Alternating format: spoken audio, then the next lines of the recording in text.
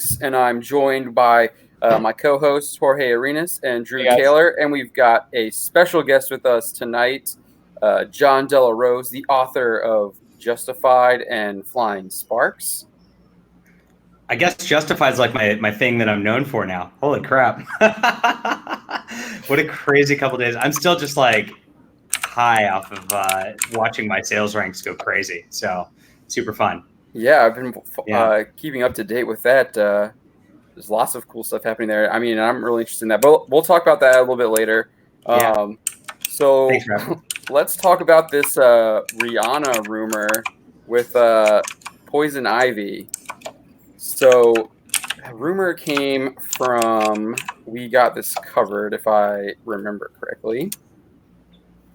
And I was actually looking at a lot of other entertainment sites are actually kind of covering the story. And it wasn't just comic book sites. Obviously, you have Rihanna involved.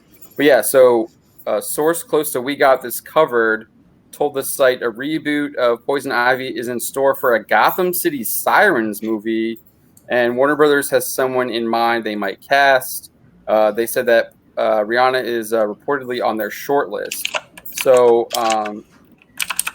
her name has been kind of like tossed around for Poison Ivy before. She did a photo shoot, I think it was a couple years ago. It might have been last year. But then Boss Logic like mocked her up as Poison Ivy because she was like kind of like lying in this like green bikini in these flowers. So she definitely had that Poison Ivy vibe going on. But she also, I think she took to Instagram. She was like showing off these like leather boots or whatever, and she like made a Batman reference with it, so that like fueled the rumors even more. But what do you guys make of this? I mean, she's been trying to tip her toe in acting for the last couple of years, for sure. I mean, she was in Battleship. I bet everyone remembers that one, and as well. So it seems kind of logical that she's going to continue trying to move towards acting since she's been doing less and less singing over the years. See, it's funny because like Battleship is one of my like guilty pleasure bad B movie sci-fi channel movie. Yeah, I know, but the thing is, man, shame. I'm not even like upset about it. Like, you know, normally I would be the first one to come out and say, "Oh, they're just, you know, doing the whole like let's swap the roles thing." But you know, I'm not even mad because I really liked Rihanna in that movie. So yeah, you know, it would be interesting. And she's very easy on the eyes. So I'm not gonna complain. What movie was she in? Battleship, and she was in the I didn't see that. Valerian. Oh, she was in Valerian? Yeah. She had like a minor role, I think. I don't really remember her. I don't remember her in that at all. I liked that movie, which has nothing to do with this. And yeah, you mentioned she's easy on the eyes. I mean, for Poison Ivy, that's what you want. So good to go. I'm happy. So I know a lot of people are talking about it as like a kind of the Hollywood continuing the axing of characters who have red hair and replacing them with black actresses. The Ginger Apocalypse? Yeah. But you guys don't have any issues with that? It's with Poison Ivy? I mean, I think Rihanna is pretty good as an actress. I mean, I guess you could nitpick on the source role given the traditional Poison Ivies we've had depicted in the movies and comics, and you can make an argument for it. But I mean, I still think Rihanna's a good enough actress to pull it off. If they put, you know, like a red-haired wig on her. You know. Not like Teen Titans, though. Not like that. Yeah, you mean DC's Titans with Starfire? Yeah, as long as they don't pull that, we'll be fine. But I have to kind of agree with Drew a little bit. Poison Ivy to me is kind of like Catwoman. It really depends on the actress who pulls it off. Eartha Kitt was by far my favorite Catwoman so far, and you saw the character's been able to be played by both black and white actresses over the years. Exactly. I believe. More importantly, it's the actress that they choose. I'm still out whether Rihanna can actually pull it off. I haven't seen enough of her roles over the years to really make any sort of judgment call on, but I would hope that's who they go with. That it's a well written story and that she's ready for the role. Well, I guess I'm going to be the one who disagrees here. I think that Shame. I think they should stick with the original casting. I'm going to take it's kind of what I've always like that. I mean, with Catwoman, it's a little different, obviously, because you have Eartha Kitt and you've had Halle Berry and you've had kind of a tradition of a different Catwoman there. But with Poison Ivy, I mean, she's a white woman with red hair. I mean, that's what she's always been. I don't think they need to change it up. I know the gingers are an endangered species right now when in film and television. All right, we have to protect you guys. Well, not you guys, but you know what I mean. It's too true. It's true. They're being erased, but I also just don't care in this instance. So. Yeah, I mean, I think given the chance, Rihanna could actually do a pretty good job. So I'm not going to hate on that at all, really. All right, so that like along with Poison Ivy and Rihanna, there was the Catwoman, and they were looking for a person of color, and they were talking about Zoe Kravitz, but apparently Kravitz is she's got a scheduling conflict for the Batman, so they're looking for a black or mixed race actress, and that's kind of what the deal is there. I find it interesting that they're like specifically looking for like all these reports. They're specifically looking for, well, at least with Catwoman, they're specifically looking for people based on their like identity rather than like we want to like a really awesome actress.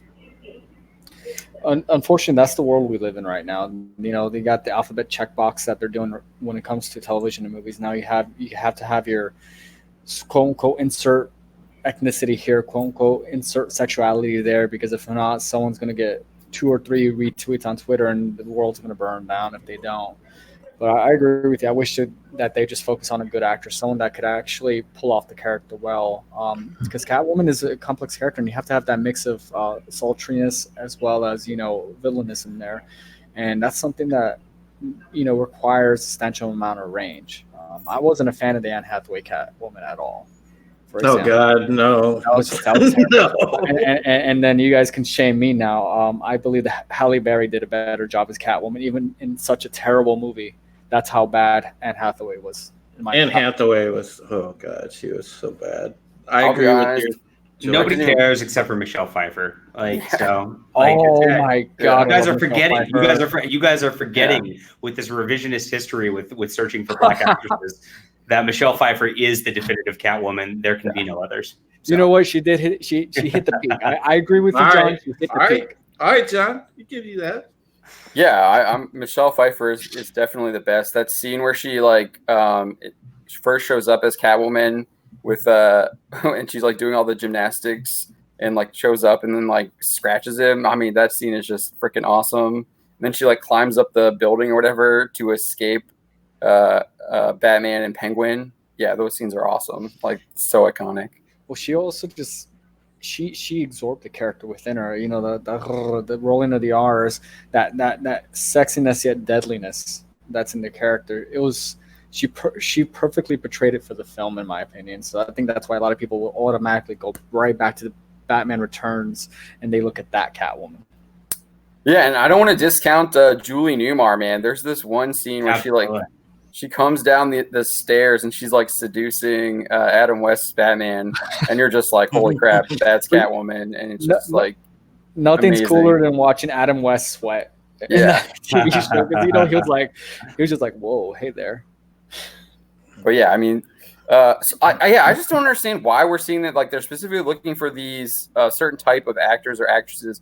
It's almost like Hollywood has an unwritten affirmative action. Instead of just like, hey, we're gonna take casting calls, and if you're the best, like we really like what your casting is, we're gonna take you. Well, I know Drew and I talked about it about 2 streams ago, where they're basically treating non-white actors and actresses as their tokens. Essentially, we need to have our specific Latin person or specific black person or else, right? We become more props than anything else for these people, and it's really disappointing because you're right. I want a good Catwoman. I don't want a monocle Catwoman.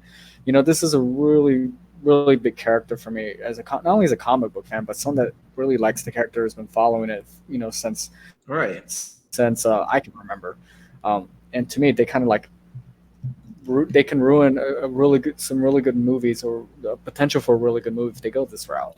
Yeah, when you take old school like legacy characters in source material, ones that are very identifiable, like Catwoman, something like that, in the scheme of Batman and the way that it, the stories unfolded over the years and how it's been portrayed. I mean, it is a very complex role, and to have this sort of tokenism going on, it stinks. I know. As a mixed race Asian American man, it bothers me because there's a lot of times in movies where you'll see them take like an actor of Asian descent just to have one. And it's like, man, come on. It's an insult to my intelligence. It's getting absolutely obnoxious, and we should obviously only cast female characters based upon how hot they are. That's it. Thank you. Yes. Yeah. Exactly. Yes, So with that, As many upvotes as possible there. with that, who are your choices to play Catwoman and or Poison Ivy? I was okay with Rihanna right there, so I don't have anybody specifically in mind. Let me think on Catwoman for a second, though.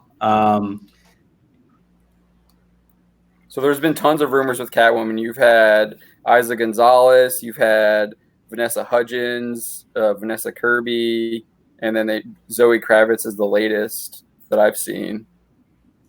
For Poison Ivy, honestly, for me, Christina Hendricks from Mad Men. Yeah, I saw that going around. Yeah. That'd be my Poison Ivy right there. If I had the power to pick one actress, that's her. She definitely knows how to wrap the boys up, as we saw on Mad Men. Exactly. And she's, again, very easy on the eyes. Yes. As for Catwoman, I don't know. Can't they use some of Marvel's the aging powers and give it back to Michelle Pfeiffer? I don't know, man. I've had like Aubrey Plaza on the brain lately. Dude, I actually like Vanessa Hudgens. I mean, I think she's got some skill acting wise. I know a lot of people just think of her as High School Musical, but I've seen there was one she was in Polar on Netflix. I thought she played a really good job on that, and I wouldn't mind seeing her take on Catwoman. I think she could kill it. Give me an Asian Catwoman. Give me Grace Park from BSG. Ooh, that's a good one. I'm more into the half Asian thing personally, but I can't think of we used to have Kristen Krug from Smallville, but she's probably like aged out of this role at this point. And we used to have Lexa Doig on. Dude! I mean, I would love like something like that, but like we have to get like the modern equivalent of that, and I don't know of an actress that fits that bill. Yeah, I think you're right on Krug aging out. Plus, she's got all that drama with the weird stuff. Lexa. We'll leave it at that. Yeah. Lexa Doig isn't any younger either, but man, I know. I enjoyed John. I enjoyed her when she was in Stargate and she played Landry's daughter. Yeah, I did too. I was just, I'm trying to think of, and what I did was I'm like, okay, so these are the actresses I had crushes on 15 years ago. Like, what's the equivalent of that now? And I just I can't think of one. So. Well, what about the lady who played Deputy Joe in Eureka? She's on the 100 right now. Wouldn't that make it pretty good at Catwoman? Oh, God. She is, I can't think of her name, but, George, man, you hit it. God. Erica Sarah, yeah. She's a fox. There we go. She's a fox, dude. You're welcome, gentlemen. I'm happy to help. What's her name? Erica Sarah? Mm-hmm. Yeah. Erica, I think it's with a K. Okay. She's too old now, too, guys. I'm sorry.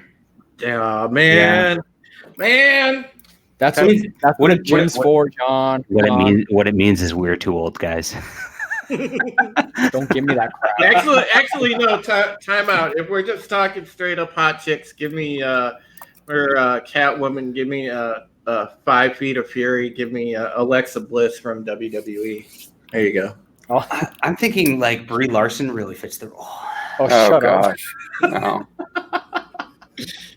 Yes, because we need a wooden board to play Catwoman, right? Oh god. I'm actually. I mean, you mentioned the 100. I'm actually surprised more of the actors on the 100 haven't like broken out, because I mean I feel like a lot of those guys, those folks do like really good job. Eliza Taylor, and then Marie Avgar Polis. I mean, they could all like be dope. Lindsay Morgan plays Raven Reyes. I think so she's like mixed race, so she could actually probably play a pretty good Catwoman.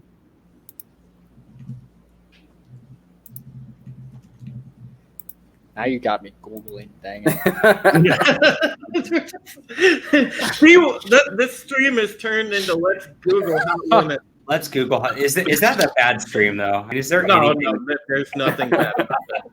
Let me make sure I make a note for myself to delete my history. So Edwin says, Edwin Boyette is in the chat. Hey, Edwin, shout out to you. Thanks for joining us. We appreciate it. Edwin? He approves of Christina Hendricks, saying Hendricks would get Thank me you. in the theater. Mark says that for Poison Ivy, Tilly from Star Trek Discovery. You know, Mark, that would be interesting because like Tilly's got the stick going on. She got the stick, junk in the trunk. Oh boy. All right, so since we're on Hot Women, do you want to well, let's transition to your story that you wrote up this week. That's the Amouranth got banned from Twitch, or alleged, like that's what the reports are saying. Her page no longer exists, so that's, and Twitch and neither Twitch nor she have commented, so it's unclear, but it appears that she's been banned. Yeah, and you know, I mean, let's be real. It's not really going to cost her much in the way of revenue because she is like making tons off her Patreon and off of Snapchat and other stuff that she has. So she's not going to really be hurting for the 30 days or so that she's banned, because I can pretty much guarantee from talking to people and everything else that it probably will not go beyond 30 days. She makes Twitch an immense amount of money. A lot of traffic. And she drives traffic too. No, I was just agreeing with you, Drew. Is she paying her taxes? Is what I'm wondering out of this, though. Well, you know, we're not saying we should audit her, guys. That's a good idea, but if it happens, this is the thing, and and by the way, folks, I have something in the works. I'm going to be writing a story about this phenomenon in general, and you bring up a good point, John, about a lot of these e-girl type streamers. I really do wonder, like, if they actually do pay taxes, or exactly what they disclose on their tax returns. But to get back to Amouranth, though, what happened in a nutshell is she was on stream. She was playing with her dog or whatever, and she was like laying on the floor, and it was she had a really short skirt on. She had a short skirt on, and apparently had forgotten to wear underwear that day. I'm sure she forgot. Totally. And she sat up in such a fashion that her skirt moved, and it was meow. So it waved at you. Mm-hmm. So basically, that was it in a nutshell. And funny enough, apparently it took Twitch at least 12, 13 hours to get around to actually banning the channel. Well, it took a lot of people actually talking about it before they, did anything about it. I guarantee you that hammer would have come down a lot sooner. Oh God, it would have came down like at probably about 30 seconds after the incident actually happened on stream. The stream wouldn't have gotten to finish. Well, I'll be honest. I watched it. I didn't really like. I don't know. I didn't really notice anything. Like, obviously, you could tell she wasn't wearing underwear, but I don't know. I wasn't like looking too closely. You didn't see her vajayjay? No, I didn't. Oh. I wasn't looking too closely. No, don't pull up any pictures. I do. Well, no, I just want to. Guys, we're going to screen share this real quick. I just want everybody to know out there that when I was writing this story, I did very in-depth research. No. So I think like the big thing here is that this is kind of like an ongoing trend that Twitch has kind of been embroiled with scandals over the past like couple months, and I feel like it all kind of started. What's that? It's almost like every week at the rate. Yeah, there's almost every week now, and I mean, I don't know if it's me because I'm starting to pay attention to this, or like there's just like crazy stuff happening on these streams on Twitch now, and it seemed to all kind of start after Ninja left. And well, there's been stuff, John, before that, because I know when I was regularly streaming on Twitch, we'd hear about it and things like that through the grapevine. There's always stuff going on, and again, it just seems to go back to where Twitch staff is really not policing the TOS correctly. There's definitely a disparity, as George says, between your average streamer and somebody that's like a top partner, and definitely also a disparity between male and female. You take somebody, for instance, like Amouranth, and yeah, this is maybe a 30-day ban, but look what happened if you go back to the incident, because I'm sure now everybody knows about this. This happened before I was on staff here at Bounding, but back last year, I believe it was at TwitchCon, wasn't it, George, when Doc got banned? Yes. When Dr. Disrespect got banned, yeah, and he was gone for well over 30 days. That was a couple months, wasn't it? Yeah, it was a couple months too. Well, no, he just walked. Well, I mean, that's yeah. He walked into a restroom, and in California, I guess that's a no-no. But wait, Twitch, going to the restroom while on stream? Well, yeah. Well, it's not like you saw anything. Unlike the girl, I mean, it's not like you saw any beans and wieners, for God's sakes. You just walked in there and you saw people at urinals. Oh my God, urinals. Yeah, and Doc makes the site arguably as much, if not more, money than Amouranth and the girls. I mean, he was up there neck and neck with Ninja and probably Tfue and some of the other top Twitch partners they have. But even the male Twitch partners, the top ones, aren't safe.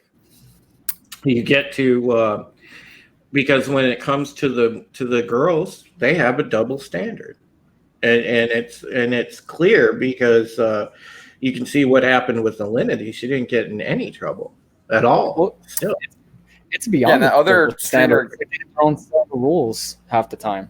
Mm-hmm. Well, that other streamer got a ban for just tossing her cat over her head, or she did the same thing, and she got banned too. No, yeah, Linity didn't get in trouble. No, Linity didn't. There was another. Oh, yeah. One that wasn't nearly the same size as Alinity. Yeah, exactly. Yeah. And that's what I'm saying. You know, like your average streamer, you have no leeway at all. I mean, you're just done. If you're a Twitch partner, I mean, you got leeway, but if you're a guy that's a Twitch partner, then you don't. It's weird, but Twitch is very all over the place with the way that they enforce the rules. They really are, and that's why a lot of people are leaving. And I think Ninja's departure was the signal fire that just told people, hey, it really is okay to go to other platforms. Well, which is a victim of his own success because of that. That's why, a lot of people are hoping that Mixer and YouTube do better when it comes to traffic, because as of right now, as it stands, if you're a female and you have a large enough following, you can get away with just about anything unless it becomes a story that just doesn't drop. If you're a dude, even if you have a lot of people like Dr. Disrespect or a smaller Twitch streamer, regardless of your gender, they're going to smack you with that hammer pretty hard. That's not just Twitch, though. I mean, that's the entire, e-celeb media culture at this point. If you're a female with a large enough following, you get to dictate terms wherever you go. I mean, that's why we have Zoe Quinn working for Marvel now, right? Yeah, right. You know what? That's a good point. That's a good point, John. Definitely. So the chat is still they're still talking about Rihanna here. Drunk 3PO joined us. Hey, Drunk. Yo, Drunk 3PO, what up, my guy? There we go. He has Rihanna is fine. Just my thoughts. Don't care about anything else. Drunk 3PO's analysis is spot on, and it's the most intelligent thing I've heard this entire stream so far. So. Drunk 3PO. JDA throwing bombs here. Kick him out. Hey, real quick, John. I was going to ask you, since we got you here, is Stargate going to make a comeback to television, you think? I think MGM, they screwed up all their properties so bad. It's like they just can't do it. They're just immobilized. So there's no way to do it. Now, what's interesting, there is actually a group making Stargate Atlantis and Stargate Universe comics. They're called like American Mythology or something like that. They're tiny publisher, but they've been doing it for a while. Like I have not read, I have no idea what's in them or if they're good or bad or whatnot, but apparently they are trying to continue it on that level. I was one of the few that didn't hate Stargate Universe. I thought it was very different. It did not have the feel of the other series, which it's like a big departure, kind of like Enterprise was a big departure from the feel of like TNG and Deep Space Nine on Next Generation. But I thought it had its own thing going, and it was like just starting to get interesting when it got canned. So I wish it would, but I don't think so. I was a fan of SG-1 and Atlantis mostly, and if they did try to bring Atlantis back, now it'd be hard because Momoa is so big. I don't think you could exactly bring him back to play Ronan at this point. Sadly, unless you backed up the Brinks truck. I liked those little TV movies that they did with Stargate SG-1 after it ended too. I thought those were nice, and I would have liked to have seen. Oh, those were awesome! Yeah. The ones that closed out the Uri saga were really good, and the one that they had with what was the other movie they had? Wasn't that with the Ball clones? Yes, I think it's been a long time. Yeah. The TV movie, with Ball, I think you're right there. So I actually wanted to jump in on this a little bit. So we actually did an interview with the showrunner for Stargate way 3-4 years ago, I want to say. And his name is Joseph Malosi, and he was also the showrunner for Dark Matter. And I don't think Stargate's going really anywhere at this point. When I was talking to him, he didn't seem like it was going anywhere. MGM's kind of got it locked on Stargate Universe, and they were trying to put it behind the paywall on their streaming. But I just don't think that there's any push to have it going anywhere else at this point, which is sad. So sad. Stargate's one of the best sci-fi shows out there. They screw up all these properties, right? I mean, it's like invariably they just can't get it going, can't keep it around. Yeah, I see Mark's comment. Stargate revival in this climate would be bad. Yeah, it might be. You definitely can't get away with the lackadaisical nature of what made it fun and the humor that it had in today's TV climate, which sucks because I'm definitely craving that. I mean, the Orville does it to a little too far of an extent, but if you dial it back just to where SG-1 was, that's what we're all looking for. But you see the same thing. It's like these companies can't manage these properties. Dark Matter's screwed. Babylon 5. I mean, there were supposed to be movies and other TV shows, and they would have been great. And just they can't get their act together. I don't know why. Yeah, the oh god, Babylon 5. If it could have gone on, oh man, Babylon 5 was so ahead of its time. Definitely. That's a good damn Dark show. Matter was canceled by Sci-Fi because of the executives, according to Malozzi, and he was running a campaign to try and get it saved, and he said it was like, I think it was like their number 2 most viewed show, and executives axed it anyways because they just didn't like it. Yeah, But That was a Sci-Fi does really that with good a lot show. of stuff. So Really good. I'm surprised Killjoys is still going. yeah. Real quick. Sorry. Just wanted to say, read the super chat here. Drunk 3PO says, super chat for the shout out. Much love, guys. Thank you for the super chat. Drunk. I'm gonna get that hat. I'm gonna get that hat. He's got a cool hat. I streamed with him on Friday for everyone. Drunk wondering 3PO. Why that comment is about. Drunk 3PO is awesome. He's just a badass. So getting back to the Stargate there, I think there's given what I know about Dark Matter, I think a lot of the decisions when it comes to these properties, a lot of it I don't actually think has anything to do with costs. It has everything to do with like executives deciding that they don't like something. Correct. Or there's like a personality battle and they decide they want to like get revenge against someone. Because I mean, as we know, Hollywood is just, in general, it's petty. A toxic place. Petty. Yeah, it's petty. And they don't know how to treat sci-fi properties at all. I mean, they thrive on petty in Hollywood, and that's a problem.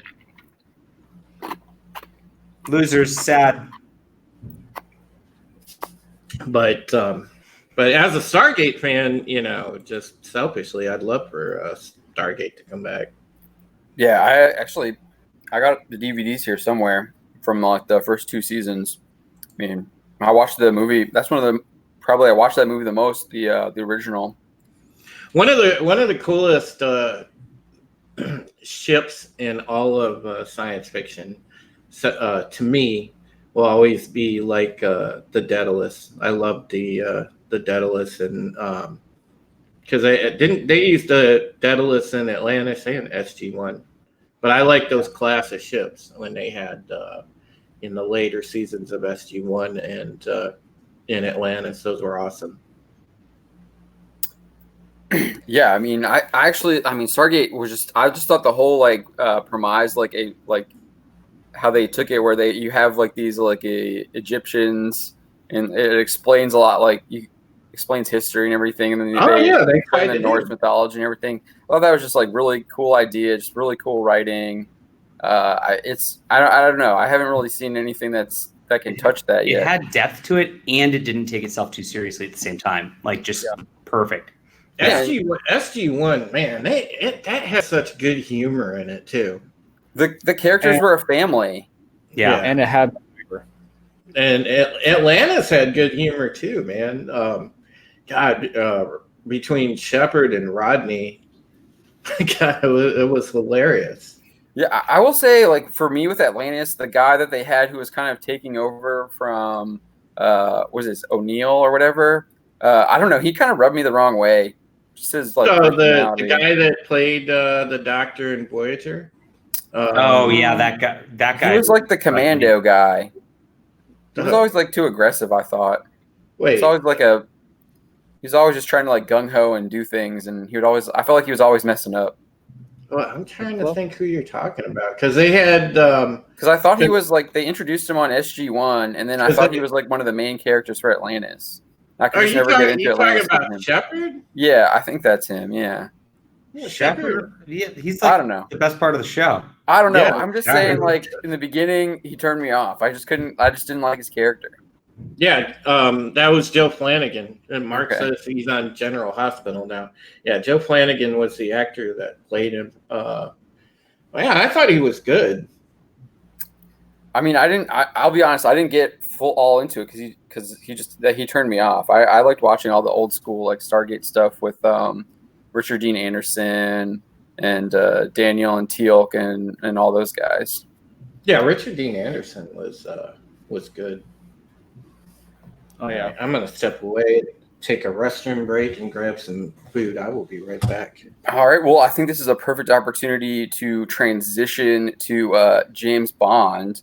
And Oh my god! this is like an ongoing campaign here. I'm almost like sick of reporting about it, but because it's constant. Every single freaking month, or at least 2 months, we got a new James Bond like story about like we need a black James Bond or we need a female James Bond. They want to like destroy James Bond and change James Bond.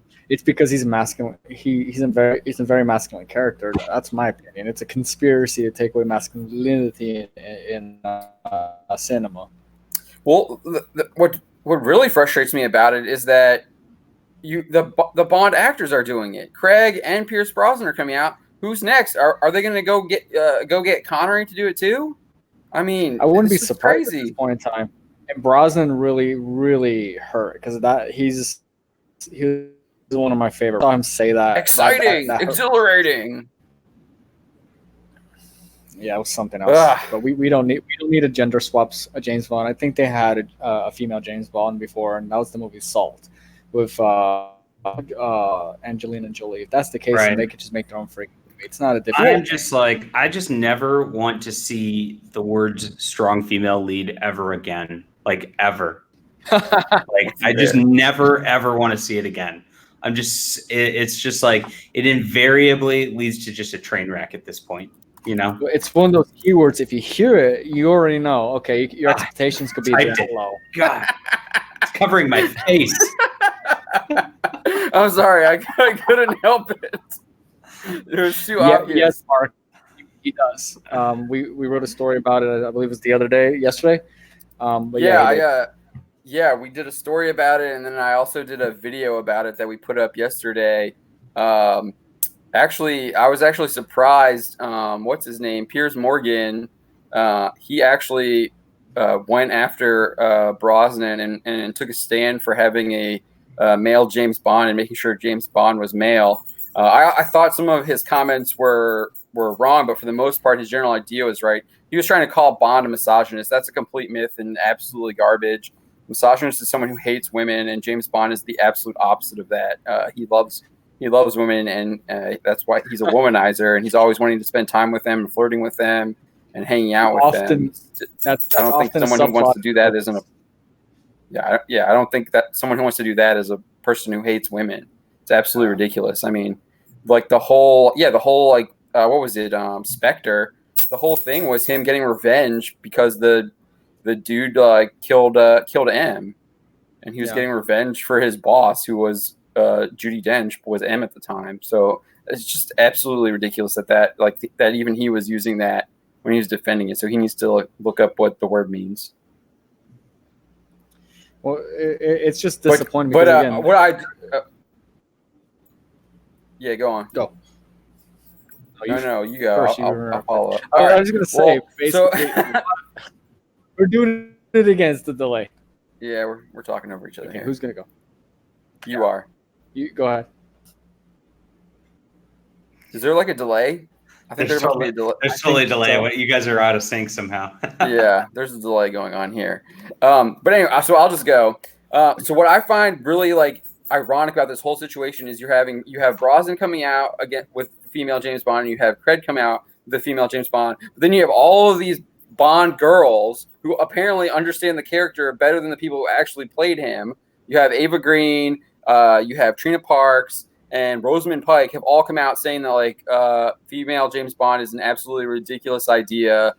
James Bond should stay male. They've all come out and said that to an extent, and I just think it's just crazy that the actual female actors who have played Bond girls are saying that James Bond needs to stay a man.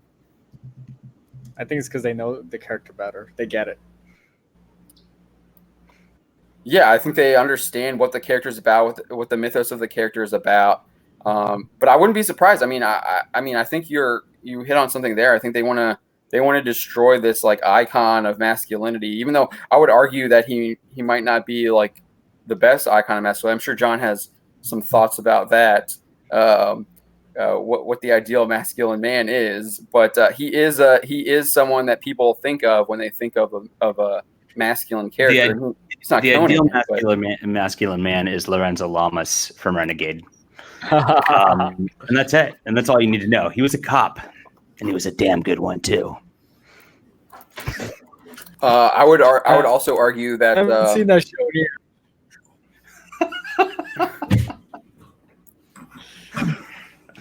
So for me, my ideal is William Wallace in Braveheart. That's what I think of. But yeah, I think that there definitely is an agenda to try and change James Bond. I'm actually super. I think this new Bond film is going to like suck really bad. They're already making 007. Well, according to these leaks, they're making 007 a female. So they're already giving his code name away. And then they brought in Phoebe Waller-Bridge, who is like the most annoying thing ever in that solo Star Wars movie. She plays the super woke robot. Oh no way! And they brought her in, and she's not to do rewrites for the film to give it a Me Too makeover. Yep. Yeah, They needed a woke bot. Yeah, so it's just horrible. And I guess because apparently she's like the hot thing in Britain when it comes to like TV and movie production, because she's got some Fleabag show that I guess people watch over there. I've never seen it, so I can't really comment on it. But I imagine it's a woke comedy that isn't funny at all. What happened to the good old days of Benny Hill? You just can't do anything anymore. And I mean, even if they just put out another Daniel Craig movie that was just like a normal one of the last, couple ones, there's no way in 2019 that they'd stay true to it with the environment that's going on in Hollywood and in like the SJW politics land. It's just, there's no way they could even make a good film. I'm going to say they can't make a good film at this point. So. No, I agree. I agree with you for sure. I actually liked Spectre a lot. Yeah. I thought Spectre was probably the second best Bond film of the Daniel Craig era outside of Casino Royale, because I mean you just can't beat Ava Green as Vesper Lynn, and that's just such a classic film and story. But no, I don't know.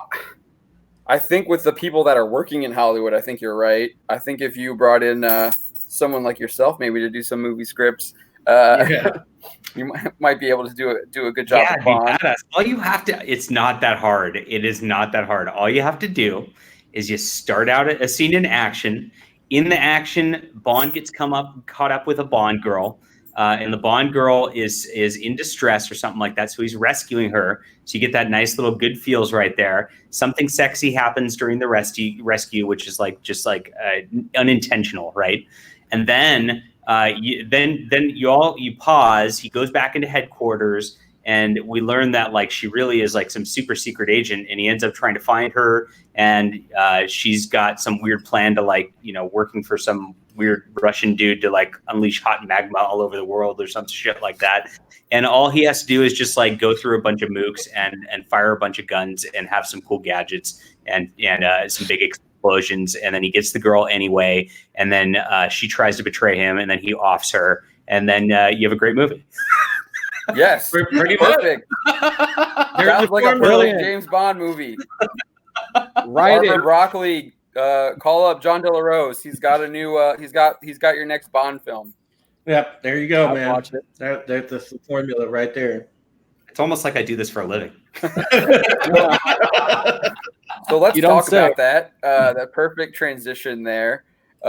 You just released your brand new science fiction novel, Justified, and it's just gone viral. So, yeah, it went huge. So I got Mark Kern, the developer from World of Warcraft, tweeting it out that he bought it and was reading it yesterday, and that obviously was pretty huge.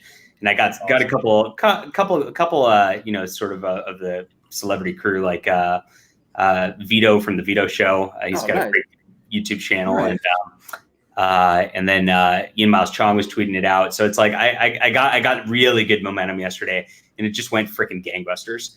So, but it went gangbusters. Can I pull up my cover on here? Or yeah. Let's see if I can do that. I don't know. I mean, I'm just gonna show the cover, and you guys are just gonna go, "Oh, well, I want this," and it's that good. The cover is freaking awesome. I'm pretty sure, like, you saw the cover and you bought it, and that was why. Yeah, the cover is so good, man. So good. Who did that? This is a chick named Amalia. I can't pronounce her last name. Amalia something. She's from Romania. I saw she did one of my friend's books, and I'm like, she's my gal, and she definitely was. Yeah, she did a freaking fantastic job. You got to put it up on the screen. All right, yeah. Let me see. Just send me the link here, and it's down below there. So I've actually hit screen share, but you got to put my screen up on it. Oh, I see it. Yeah. Okay, there we go. StreamYard's cool like that. Oh, cool. I didn't know that. Learning more. Wow. Yeah. So yeah, this is it, and this embodies what the book is. So I was getting very tired of strong female leads, and so I was like, I'm gonna make a freaking strong male lead. And that was part of the onus of it. There's like 3 components to it. 1, there's strong male lead. 2, I'm tired of Christianity being portrayed as evil or wrong or just inept or stupid or foolish in things. So I made an allegorical science fiction that like is very clearly, obviously representing Christianity as like something badass and cool. And I've stuck it in the Christian book market where, like, I don't know if you guys have seen Christian books, but they're all pretty lame. And so I want to go in there and be like, guys, this is how you do it. And it didn't used to be that way. If you look at like C.S. Lewis or Tolkien and all that, those are heavily Christian themes in science fiction and fantasy, and those guys kicked ass. And there is not a contradiction between kicking ass and being Christian, and that's so I don't know, that resonates. People want that. And number 3, Star Wars sucks. I'm so freaking sick of Star Wars sucking. I wanted a laser sword dude kicking ass with a laser sword. Yeah. That sword just looks so badass, dude. I haven't seen as cool a sword as that since probably the blazing sword from Lion Voltron. Yeah, and it's much better than the one from Rise of the Skywalker or whatever the hell that was. What the hell are they doing with that sword? I don't understand. The Swiss Army Sith. The meme was better than the sword. The meme was way better than the sword. Just keep it simple, stupid. It's always better when you keep things simple. And with a sword, a laser sword, you just want a laser that just cuts through stuff. So so my book is just tons of laser sword battles, tons of action.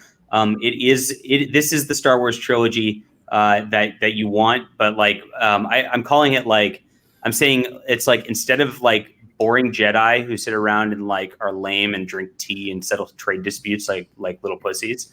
Can I say that on here? I'm sorry. Yeah, well, you just did. So instead of that, we have like a badass crusader dude, like, and that's it. Yeah, and see, we're hurting for good sci-fi across comics and books and movies and television.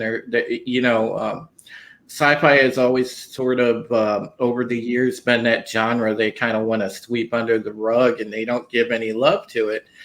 And it's good to see like people passionate about it and presenting science fiction in a way that says, hey, look, this genre is awesome. And also with the way that like you said, you weave in, Christian values and, portray Christianity in a light that, it is just as equal as any other sort of religion or ideology. There's such a war on Christianity today, and that's true. I mean, everywhere you turn. And it's causing problems in film, because a lot of the themes that we like in film, a lot of what made Star Wars great in the first place was the theme of redemption. And the theme of redemption, and the fact that you're never too far gone, you can be saved. You can make the choice, and it all comes down to your faith. That's the Darth Vader story right there that like made Star Wars great. You can't, in a nihilistic world where like nothing matters, we're all just meat robots, we don't care, the Force doesn't really prefer good or evil, we don't know. You can't, in a world like that, have a redemption story, because redemption is inherently a Christian value. Exactly. Yeah, I think that's exactly what this new woke Star Wars has missed. They've completely missed the point of that redemption story, and and the fact that people are sinners and they are faulty, and they're going to make mistakes. You see that with Luke, Luke's story. He makes mistakes, but he's able to find a way to get back in touch with his faith. We kind of see it off screen between Empire and Return of the Jedi when he becomes a true Jedi. But you see that complete different change in his kind of personality in Return of the Jedi, where he's like in tune with his faith, and he's able to absolutely he's a true Jedi and a warrior, and he's equipped with everything he needs to redeem his father, and he does do it. See, while also slaying the devil. See, and that's why oftentimes I point to the before the Orville being, something cool that we have for sci-fi right now. You go back to the most recent run of BSG that Ron Moore did. As sort of left-leaning as they were in some of the different episodes, in the greater scheme of things, they really did a good job on BSG as far as dealing with the religious aspect, because you had the colonials that were polytheistic, and you had the Cylons, which were obviously monotheistic. But in the end, it's sort of overarchingly, without saying it directly, showed that hey, there really was like sort of a God working, in the greater scheme of things, and it was cool, and I thought they did a really good job with that. And man, I'm just again blown away to see John do work like this, because this is so needed right now. Thanks. So, yeah, and it's resonating because of that. Yeah. I was chatting with you earlier today because when I look at this cover and I saw the little blurb, to me, you were talking about like Star Wars. I see it as more like a little Warhammer 40,000. Yeah, it's got that too. I definitely come from Warhammer back. Yep. And that's what like got me, because I'm just like that. I want to see more of that. I can't believe that Games Workshop is just. I feel like they're dropping the ball on them. Like they have like this really cool property, and they need to get it licensed out to get it out there in front of more stuff. They've gone from a bunch of different ways. It seems like they kind of change their path every few years, and that's the problem. And so they relaunched Warhammer with like I think a new rule book. Was this a year ago now? 2 years ago now? And when they did that, they like tried to dial back all their properties. They had a bunch of different game companies making different things, and they tried to rein it all back in. And so I guess they're doing that. But I mean, really, they should just be pushing out video games and movies and streaming TV series or something. Like those properties are ripe for that, and there's so much story there. One of the first stories I wrote was I was dabbling with audio dramas for a while, like old time radio dramas.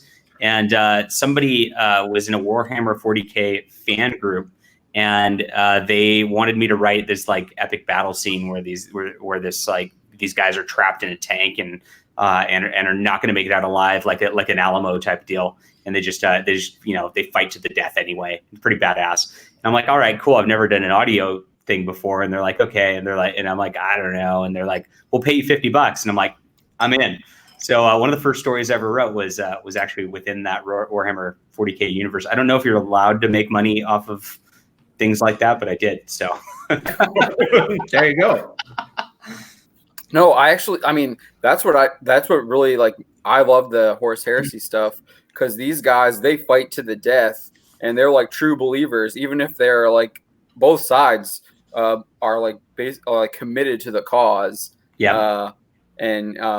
Like obviously the Chaos Space Marines who get corrupted, they believe what they're doing is right, and the other Space Marines are like, yo, we need to stop these guys. They're going crazy, and like that just to me is just you don't see that anymore in mainstream entertainment. The people who are like just straight up like committed to a cause and are willing to lay everything they have on the line for that cause. I know you guys are into Warhammer. I never got super into Warhammer, but have you guys ever read the Halo novels or got into the mythos and the universe behind Halo? I played the games pretty intently, but no, I didn't read the novels. I thought about it actually. They definitely had beautiful covers to them. So yeah, they have some really cool stuff when you get into it. I actually have the Halopedia that has like all the lore in it. So it's pretty awesome. I mean, it's actually very deep. I've watched some of the animated stuff that they've got on Netflix. And that's pretty good. I think it was they have like different styles of animation, so some of it like rubbed me the wrong way. But the story seemed pretty legit. Enjoyed them. The story is awesome. Like the elites that that the Arbiter comes from, they kind of based those off the old samurai culture. So that's pretty cool. That's fun. That's what I'm going to be doing next on my next one. There you go. Yeah. And of course, the Spartans are the Spartans, and I mean it's just God. Halo's so deep. That's something that I hope it at some point gets some love on the big screen or even the TV as far as explaining that, because there's such a rich universe and mythos in that. There's a lot of properties that have a rich universe and mythos that people just ain't messing with right now, and it's sad to see. Well, they're obsessed with remakes. I mean, Jorge told me today they announced this Face Off remake. It's like, what? Gosh, why? Why? Like, we just like. This year should prove that these people are making idiot decisions. Shaft, like absolute, like the third Shaft bombed. Men in Black sucked. The new Hellboy reboot like bombed at the theaters too. What else did we have that was like a remake? Did Men in Black make money? I didn't even see it. If it did, it was like really narrow margins, but I don't think it did. It didn't. I don't think it even covered the cost. Yeah. What else have we seen this year? The only thing that they can remake that and make money are the horror films because their budgets are so low. Yeah. Everything else is just no one is interested in those stories anymore. Give me something fresh and new. Well, with the horror movies, they're able to take more risk with them because there's not so much behind it like you'd seen the other reboots that you've been seeing over the last few years, and that's given them a lot of flexibility. Why they've been able to either do new things or just expand on what they already had. It's tough. I mean, on the creator side, I mean, it's obviously tough getting anybody to check out a new property. Anytime you get something like this, it's like I do have to compete with, Timothy Zahn's new Thrawn novel, right? And it's like people will buy that just because it says Star Wars on it, and that's the trouble. I make comics as well for a lot of people who don't know. But that's a struggle that everybody deals with, and like they set up the comic industry specifically so that you don't care about what creators on what books. You're going to buy your freaking Spider-Man book no matter what. We put the cheapest trash artist on here, and we're going to because we want to keep our costs low. But you're going to buy that brand because we've established this brand. And making indie superhero books, it's an uphill battle because it's like, no matter what, people will go to the store and spend that $5 first on their Spider-Man thing, and then they might take a look at you afterwards. So it's about breaking the conditioning, and that's what I try to go out and do on social media all the time. It's just I'm trying to break the conditioning of these brands and try to make it so that new stuff actually can thrive in the marketplace, whether it be comics, books, films, whatever. That's what I want to promote. I will say that I think that you are seeing that is being broken. I think you'll probably agree with me on this. I think a lot of people are abandoning the traditional comic book industry. They're still reading comics. A lot of it's in manga format. I mean, like these mangas are just getting adapted into anime because they're just making gangbuster money over in Japan. So when they're popular over there, they then turn them into animes. And I think people are like, just look at let's look at Tom King's Batman. That book was always over 100,000. I think now it's like, I think last I checked it was like 70, and that's just shipped, and that's nationwide. So I mean, people are just like, yo, I'm done with Batman, at least until they decide to relaunch it, which is probably going to happen next year. Of course it will.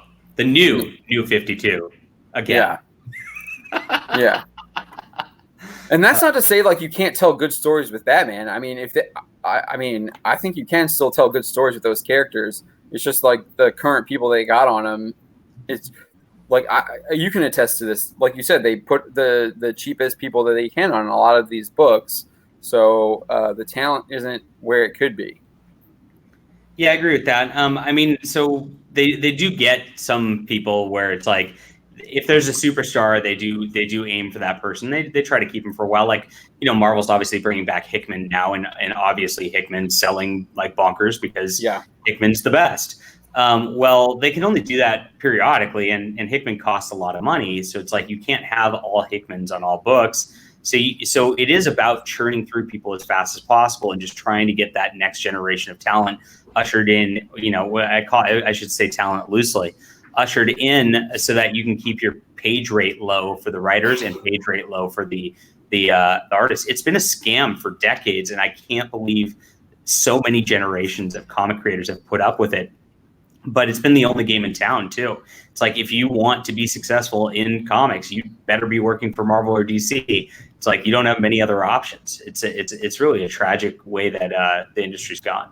Well, I saw an article today. I wasn't able to like dive into it, but I read the headline and it sounded like Todd McFarlane was actually giving people advice to make their own comics, go independent, and not have to rely on these comic book publishers. And I think you're seeing that with a lot of even these mainstream, like the people who are working at DC and Marvel, they're also like working on their own independent stuff. I think the writing's on the wall. Like, you can see that you can be a guy who writes, like Green Lantern for 20 years and get a meager paycheck. I mean, I saw a thing. It was like from Dan Slott, and it was like in 2014 to 2015. He's writing Spider-Man. He's talking about how he can't even afford his apartment, like a 1-bedroom apartment, and he's writing Spider-Man. I'm like, what the heck? How is this possible? People see the writings on the wall there, but if you own something like Justified here, right? I'm gonna have this. I have my huge sales spike this week, but I own this forever. Like, if I want to make a comic book out of this next year because it's doing so well, I can do that. If I want to write a sequel whenever I feel like it to make more money, I can do that.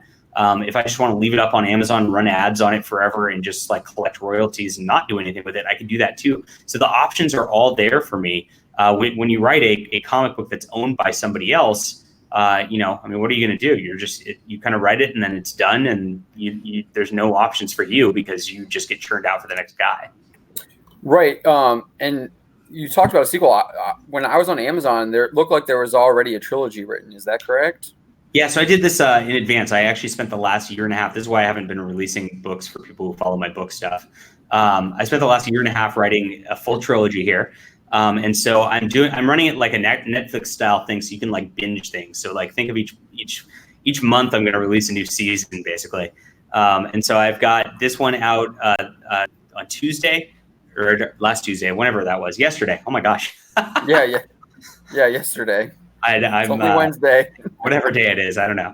And then the second one drops October 3rd, and then the third one drops November 1st. So like immediately people can just dive into a full trilogy that's going to be complete. So that's going to be the model for this. I think most people like that. I don't know. I mean, after watching Game of Thrones and somebody not finishing a series, I think complete is a bonus.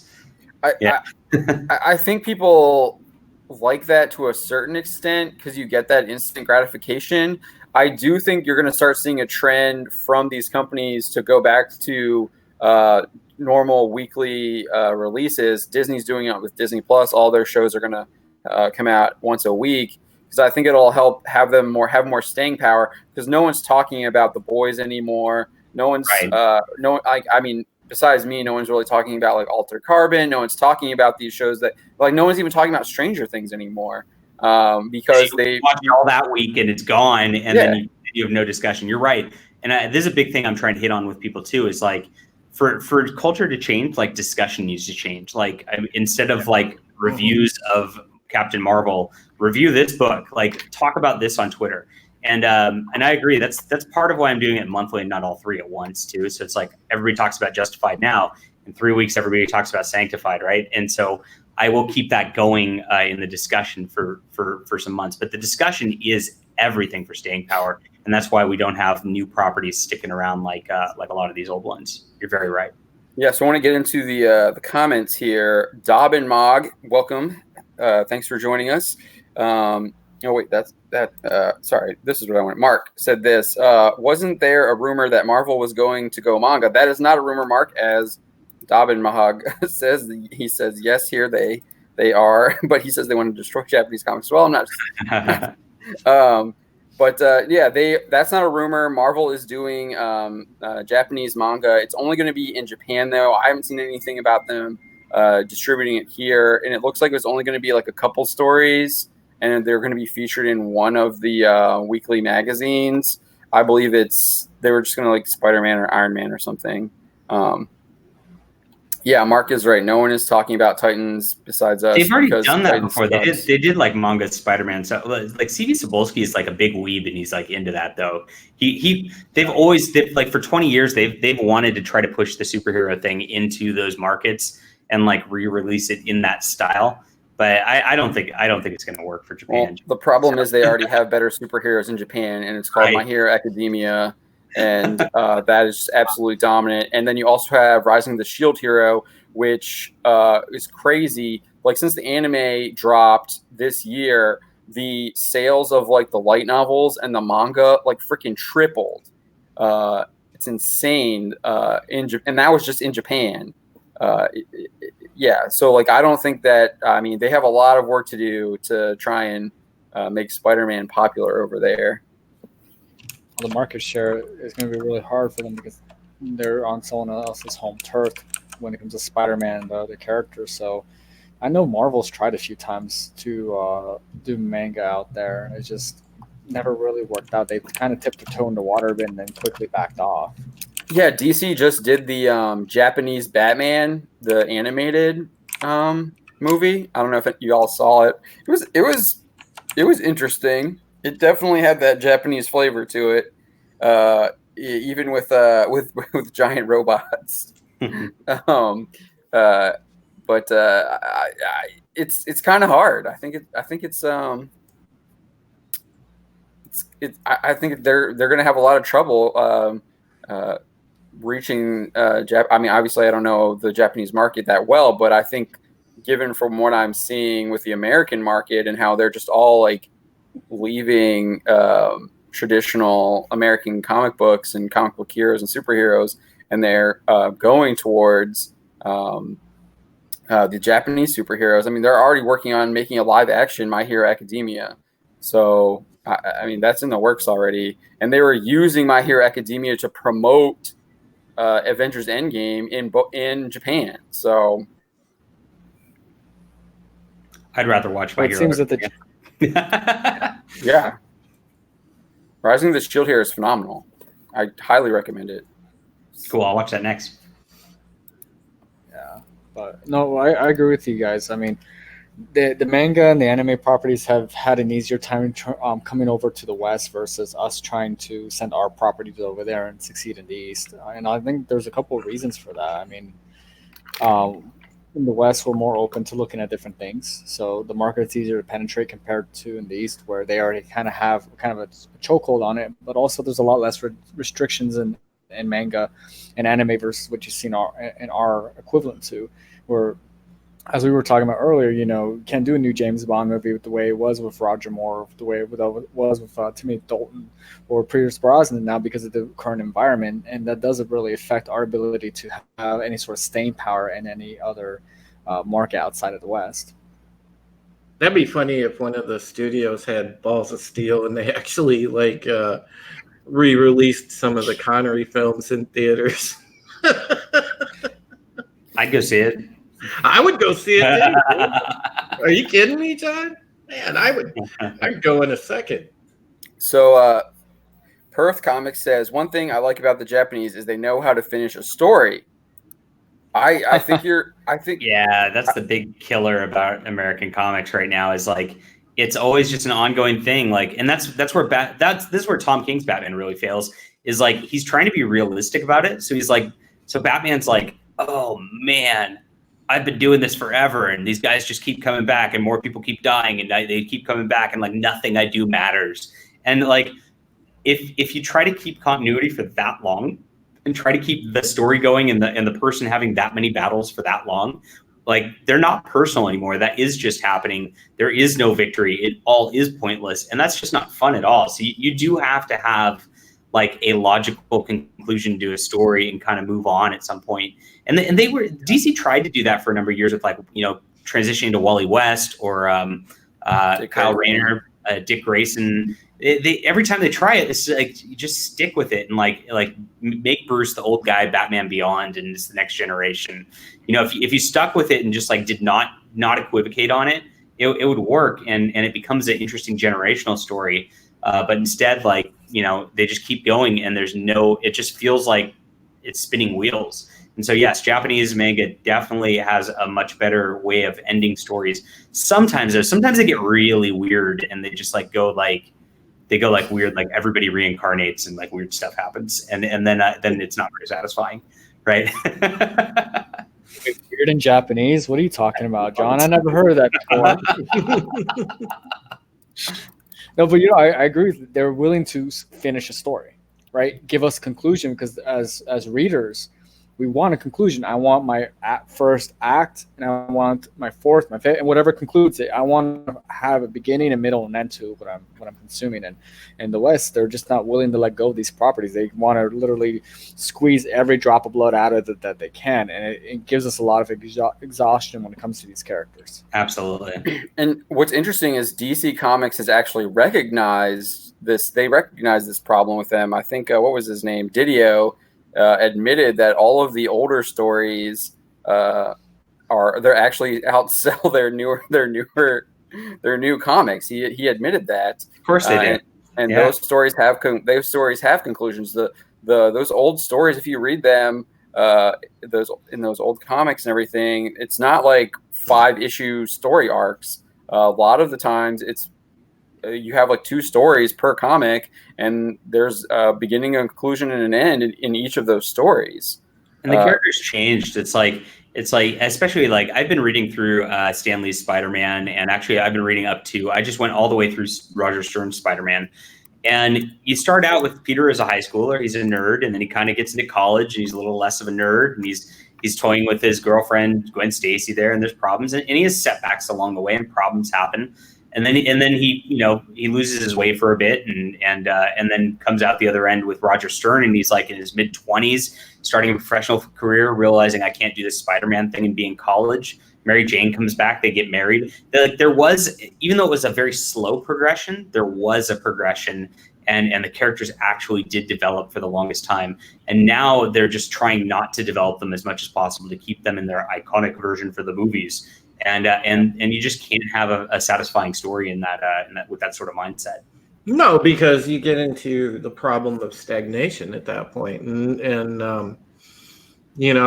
that's a real issue, I believe, in storytelling in general. Now is a lot of when you deal with especially established properties and people are trying to make a profit on them. It's like you said, they're trying to take the iconic version of each character, no matter what the particular property is, and just keep them in that sort of bubble. And they're suffering from stagnation at that point because there's no way to go forward. Well, I think it also has a lot to do with the way that, especially in movies and TV. TV, you always want to like get renewed and have a second season. You want to keep your story going, and then in movies, they're like now the whole thing is like I want to make a franchise out of this film, instead of giving you like a solid beginning and an end. Like John Wick, is a perfect example. I don't think they ever thought that movie was going to like turn into a franchise, and they gave us a really good beginning, middle, and like a good conclusion to that. And it was so successful. You already have a trilogy, and they were already working on a fourth film. So I think like focus on like telling one story at a time, and getting back to the basics, just like in sports. You don't want to overcomplicate things too much, and I think that's what a lot of times happens. There are just certain TV networks out there that are notorious for just squeezing out a story where it doesn't need to be. They take shows that had 1, 2, 4, 5 seasons, and you're like, okay, you had a very long progression there, and they have an obvious end right here, but they decide to go 7, 8 more seasons, and it's like beating a dead horse. It gets really pathetic really fast. So I completely agree with you. It takes a lot out of what was there, that magic that, as you mentioned with John Wick, you had your beginning, your middle, and your end, and that was it. It was very satisfying, and it becomes less satisfying as they keep forcing the story along. Well, and I also think what John pointed out before when he's talking about Justified, that he owns it, and I think I might be wrong here, but I'm pretty sure the people who are with John Wick who wrote it, that's his. He's John Wick. It's the same. It's the same with Fast and the Furious. The same guy has been writing all of those Fast and the Furious movies. That's his. That's theirs. So they're much more heavily invested in it, and and they're not gonna they're gonna fight back against these Hollywood execs that are trying to tell them what they can do in their movies. Yeah, you're same thing. When you change writers, you change visions all the time, and that's what shows have a lot of times with problems, because especially between seasons they change showrunners, and then they bring their buddy writers in, and then everything changes. I mean, there's a I'm actually in the middle of a discussion on Twitter right now where they're talking about actually the My Little Pony Friendship is Magic show, where like for a long time it was just this like very stable thing. And now the last 2 seasons, like they obviously brought in like SJW writers. Like now they're changing the tone of things, instead of like trying to like have their message that like, we're family and a knit community and we're always going to help each other. Their new message is we better help everybody, and the outsiders are just as important as us. You can tell they like shifted their tone or whatever to change the political climate. That kind of stuff screws everything up every single time. Yeah. Are we going to have a brony rebellion? We might be having one right now. I'm watching it on my Twitter, so I don't know what to do about it. Oh, man. I'm just trying to be like, buy my books, guys. There's no ponies, but I can put them in if you want. It looks like, I mean, the Crusaders had cavalry. They had cavalry. Yeah, it's true. Maybe book 4 will have ponies. Well, see, if we're like talking about like franchises, I think that's why Ben Diesel's kind of careful with Riddick, because he carefully waits for certain periods to even think about continuing the story if they're going to put out an installment, like another movie or something like that, because I know they've interviewed him in the past, and he's very cognizant of the character getting watered down, them not having sort of a definitive end, and he doesn't want to like shoehorn Riddick into just, the typical sort of franchise thing. He wants there to have, some continuity and a natural like beginning to end for him. And I give Ben Diesel a lot of credit for the way that he's done Riddick, but he's very careful with the property. But that's like I said, that's just one thing. That's a rarity now. Yeah, speaking of Vin Diesel, he is going to be Bloodshot. We haven't really got any new. I think they have to be finished filming that. They are. I've actually hung out with Dinesh from Valiant Comics. Is he attached to that? He's attached to the movie, yeah. So nice, dude. He's awesome. He's great. So cool. So he's no longer attached to Valiant Comics, unfortunately, right? Which is why Valiant Comics has gone to trash. But he rebuilt this new Valiant Comics from the ground up, and like really turned it into something awesome. And was working really tightly with this movie the whole way through. And he told me it's done. I've actually met another guy who's unrelated who actually went to a screening of it and said it's different than you're going to expect a little bit, but it's solid. It is a solid movie. Is it more 90s Bloodshot or is it the new stuff? I think it's like kind of a mixture between the two. So I don't know specifics too much, but I hear it's solid from a reputable guy, so that matters to me. But yeah, Dinesh had a hand in it. If Dinesh has a hand in anything, it's gonna be good. So I'm very excited for this. Do they have a release date yet or no? Dude, I'm surprised like there isn't more about it. Like, I mean, the only thing that like I've really seen them promote is like casting announcements, and they didn't even do that. They've been floundering on the comic side. I mean, they really should have they've been rebooting it multiple times. I mean, like I don't read them at all anymore. I'll be honest. February 21, 2020. So that's super close. You would have thought we would have seen a teaser trailer by now. At least something. I don't know. Has Vin even talked about it on IMDb? I know he was like posting stuff when he was on set in they were in South Africa, I think. If I remember correctly. That bodes poorly for the movie, unfortunately. Yeah, because that we were just talking about this. People need to be talking about it, and you need to get that hype up, so people are like realizing like what's happening. Because I mean, people have busy lives. We're all doing other things, and you got to get people's attention somehow, and you want to get people talking about it, and no one's talking about it. And the fact that it's supposed to come out in February, which is that's like 5 months now. Yeah. So that's really close. Nothing at we didn't see any. I didn't hear anything about Bloodshot at San Diego. So that's bizarre. There's no way. There's no way it's coming out at that point if that's the case. I mean, it just I don't get it. Yeah, I mean, I'm just scrolling through Diesel's Instagram, and I mean, he's talking about a Riddick 4 back in, that was just like 7 weeks ago. He was giving us an announcement on Riddick 4, showed us a script of that. So there's been more talk about Riddick than Bloodshot. So yeah, it's just and he's already doing, I think he's already doing Fast and Furious, and he's doing Fast and Furious 9. His latest update, he's talking about Fast and Furious 9. I guess he's in, where is he at here? He's in Scotland. He's in Edinburgh. Ooh, that'll probably have some really cool car chase scenes on those little tiny narrow roads. Oh, I'm already getting hyped. Yeah, I'm surprised I'm really shocked that we haven't anything. Oh well, sad. Hopefully it's not direct to video. Yeah, I doubt it. Yeah, you're gonna have to talk to Dinesh and see what's up, and come back on and give us some scoop from Dinesh next time. Yeah, I wonder how much he still has contacts with these guys. I mean, it's because Sony's the one who's producing it, I believe. And it was supposed to be part of like a 5-picture deal, and it was going to lead up to like a Harbinger movie, and then they were going to also have I think they were going to do an Exo Manowar on the other side, and it was going to try and do like a 5-movie thing. Not with this kind of promotion, they're not. Well, yeah.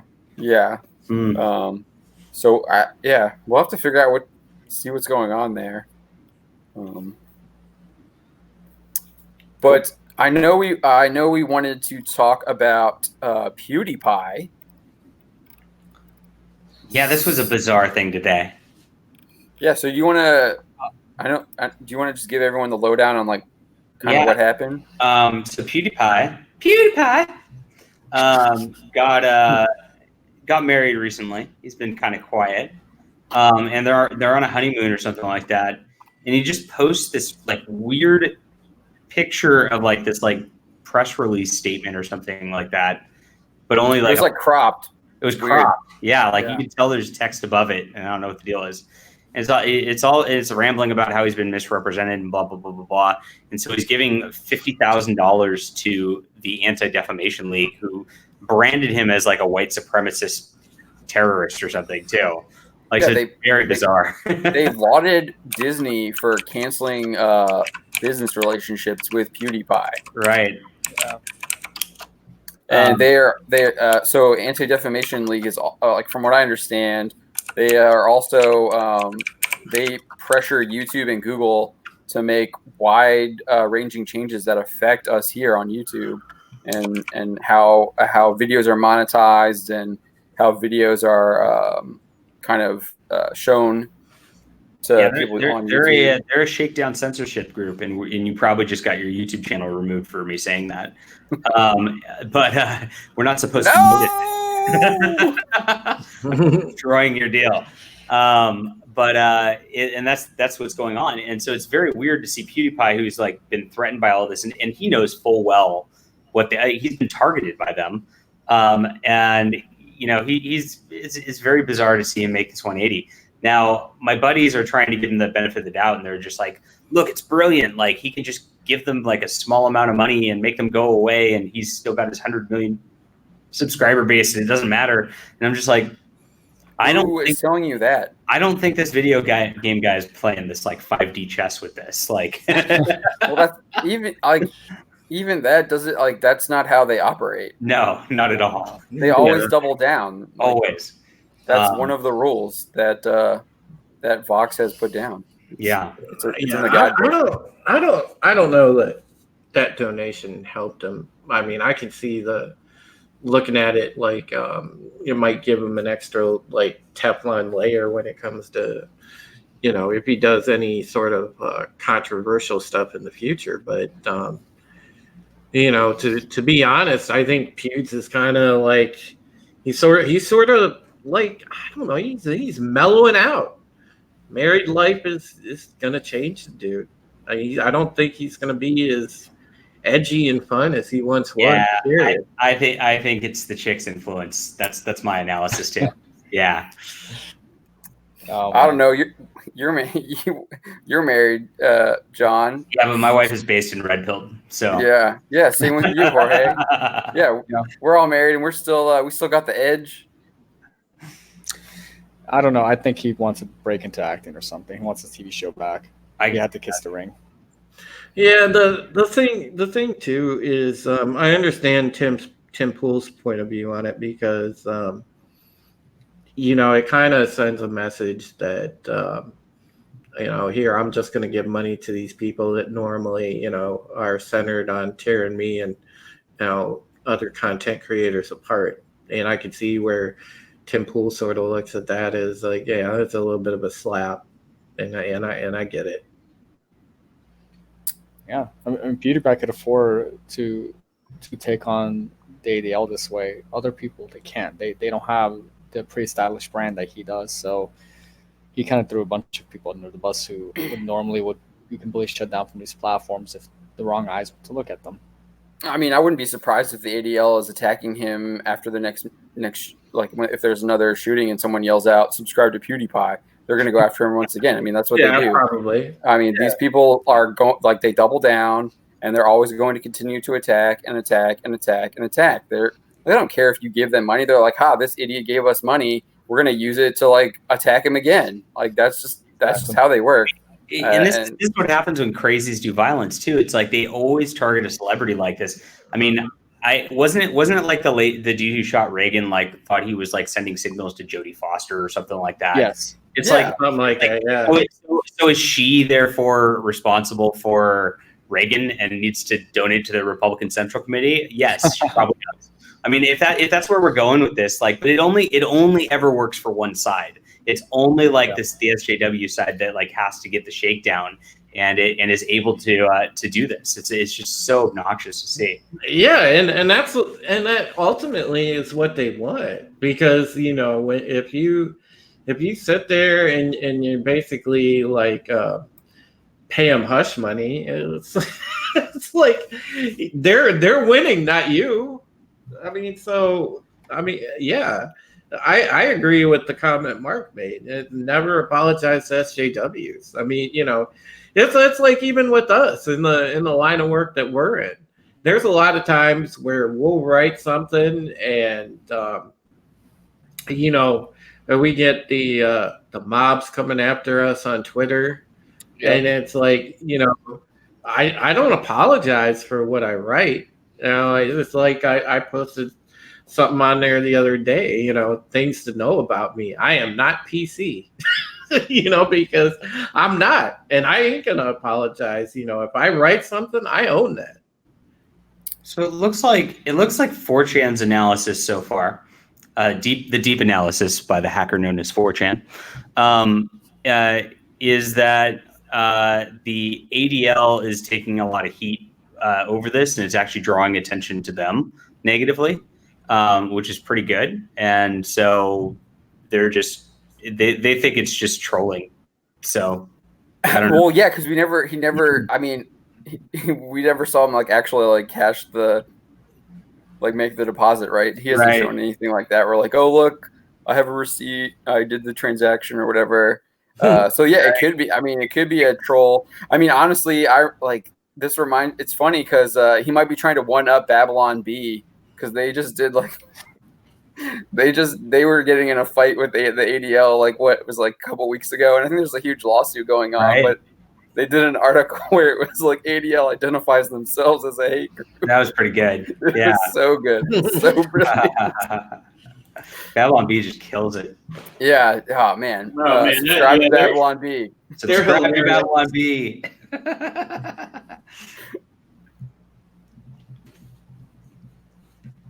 I'm going to put that on Twitter right now. Babylon. Yeah. So Puge is huge. He's way bigger than the ADL, obviously. So he could bring attention to that. I think it all depends on whether or not he actually gave the donation, or if it is just a huge troll. That's definitely a possibility. It is Puge, so he's not one to be afraid of doing a massive troll. And I guess this is when we'll see it in a few days. So yeah, there was some guy, I think I was reading, he absolutely trolled PewDiePie, and Puge was recognized him as a really good troll. So he's not afraid of recognizing trolls and being one himself. So that is definitely a possibility. That'd be pretty funny. I don't know. I'm have the opinion of taking him at his word. So, and I think there's definitely I think Tim Pool makes a lot of valid points in his video about it, and that this group has been behind applying a lot of pressure to YouTube and Google to make changes to YouTube that have hurt a lot of YouTube creators, where you can't even talk about certain subjects, or if you do talk about those subjects, your videos are instantly demonetized, or the reach is basically just crushed. We saw that our last live stream, YouTube basically cut the reach on it, and I was talking to Gary from Nerdrotic, and he was thinking it was because we used a certain Valiant Comics creator's name in the headline. Makes sense. Editor, Valiant Comic editor. Yeah, so I don't know. It's not uncalled for them to be playing games like that, honestly. But so, John, you not only have Justified, but you also got another campaign going. No, I got so excited the last 48 hours over my book that I totally forgot that I had a Kickstarter running. You forgot? I was streaming on my channel earlier today, and I'm just I'm talking about my book, and I'm like, oh crap, I've got a Kickstarter running. And I forgot. I just have not talked about it at all. This is the hard part about, I guess, producing as much as I do, which is I just don't know what to promote on a day-to-day basis. And so I've got my awesome book, obviously, of my Crusaders in Space. And then I've got my my superhero comic, which I'm aiming to just release these quarterly. They're a graphic novel every quarter, so it's just you're getting a book a month on the stands or whatnot, but a little bit more bingey. And it's a superhero replacement book for Marvel and DC that's fun, where the characters develop, where the character's actually leveling up. It starts out with the superhero Meta Girl, who's not very good at what she does, and as she gets experience, she gets better. It's like she's working hard and becoming the hero that she believes she can be at the beginning. And that's that's why My Hero Academia is so good too. Right? Yeah, do the screen share with one of the, like, both the covers are absolutely gorgeous. Cool. Yeah, let me pull this up real quick.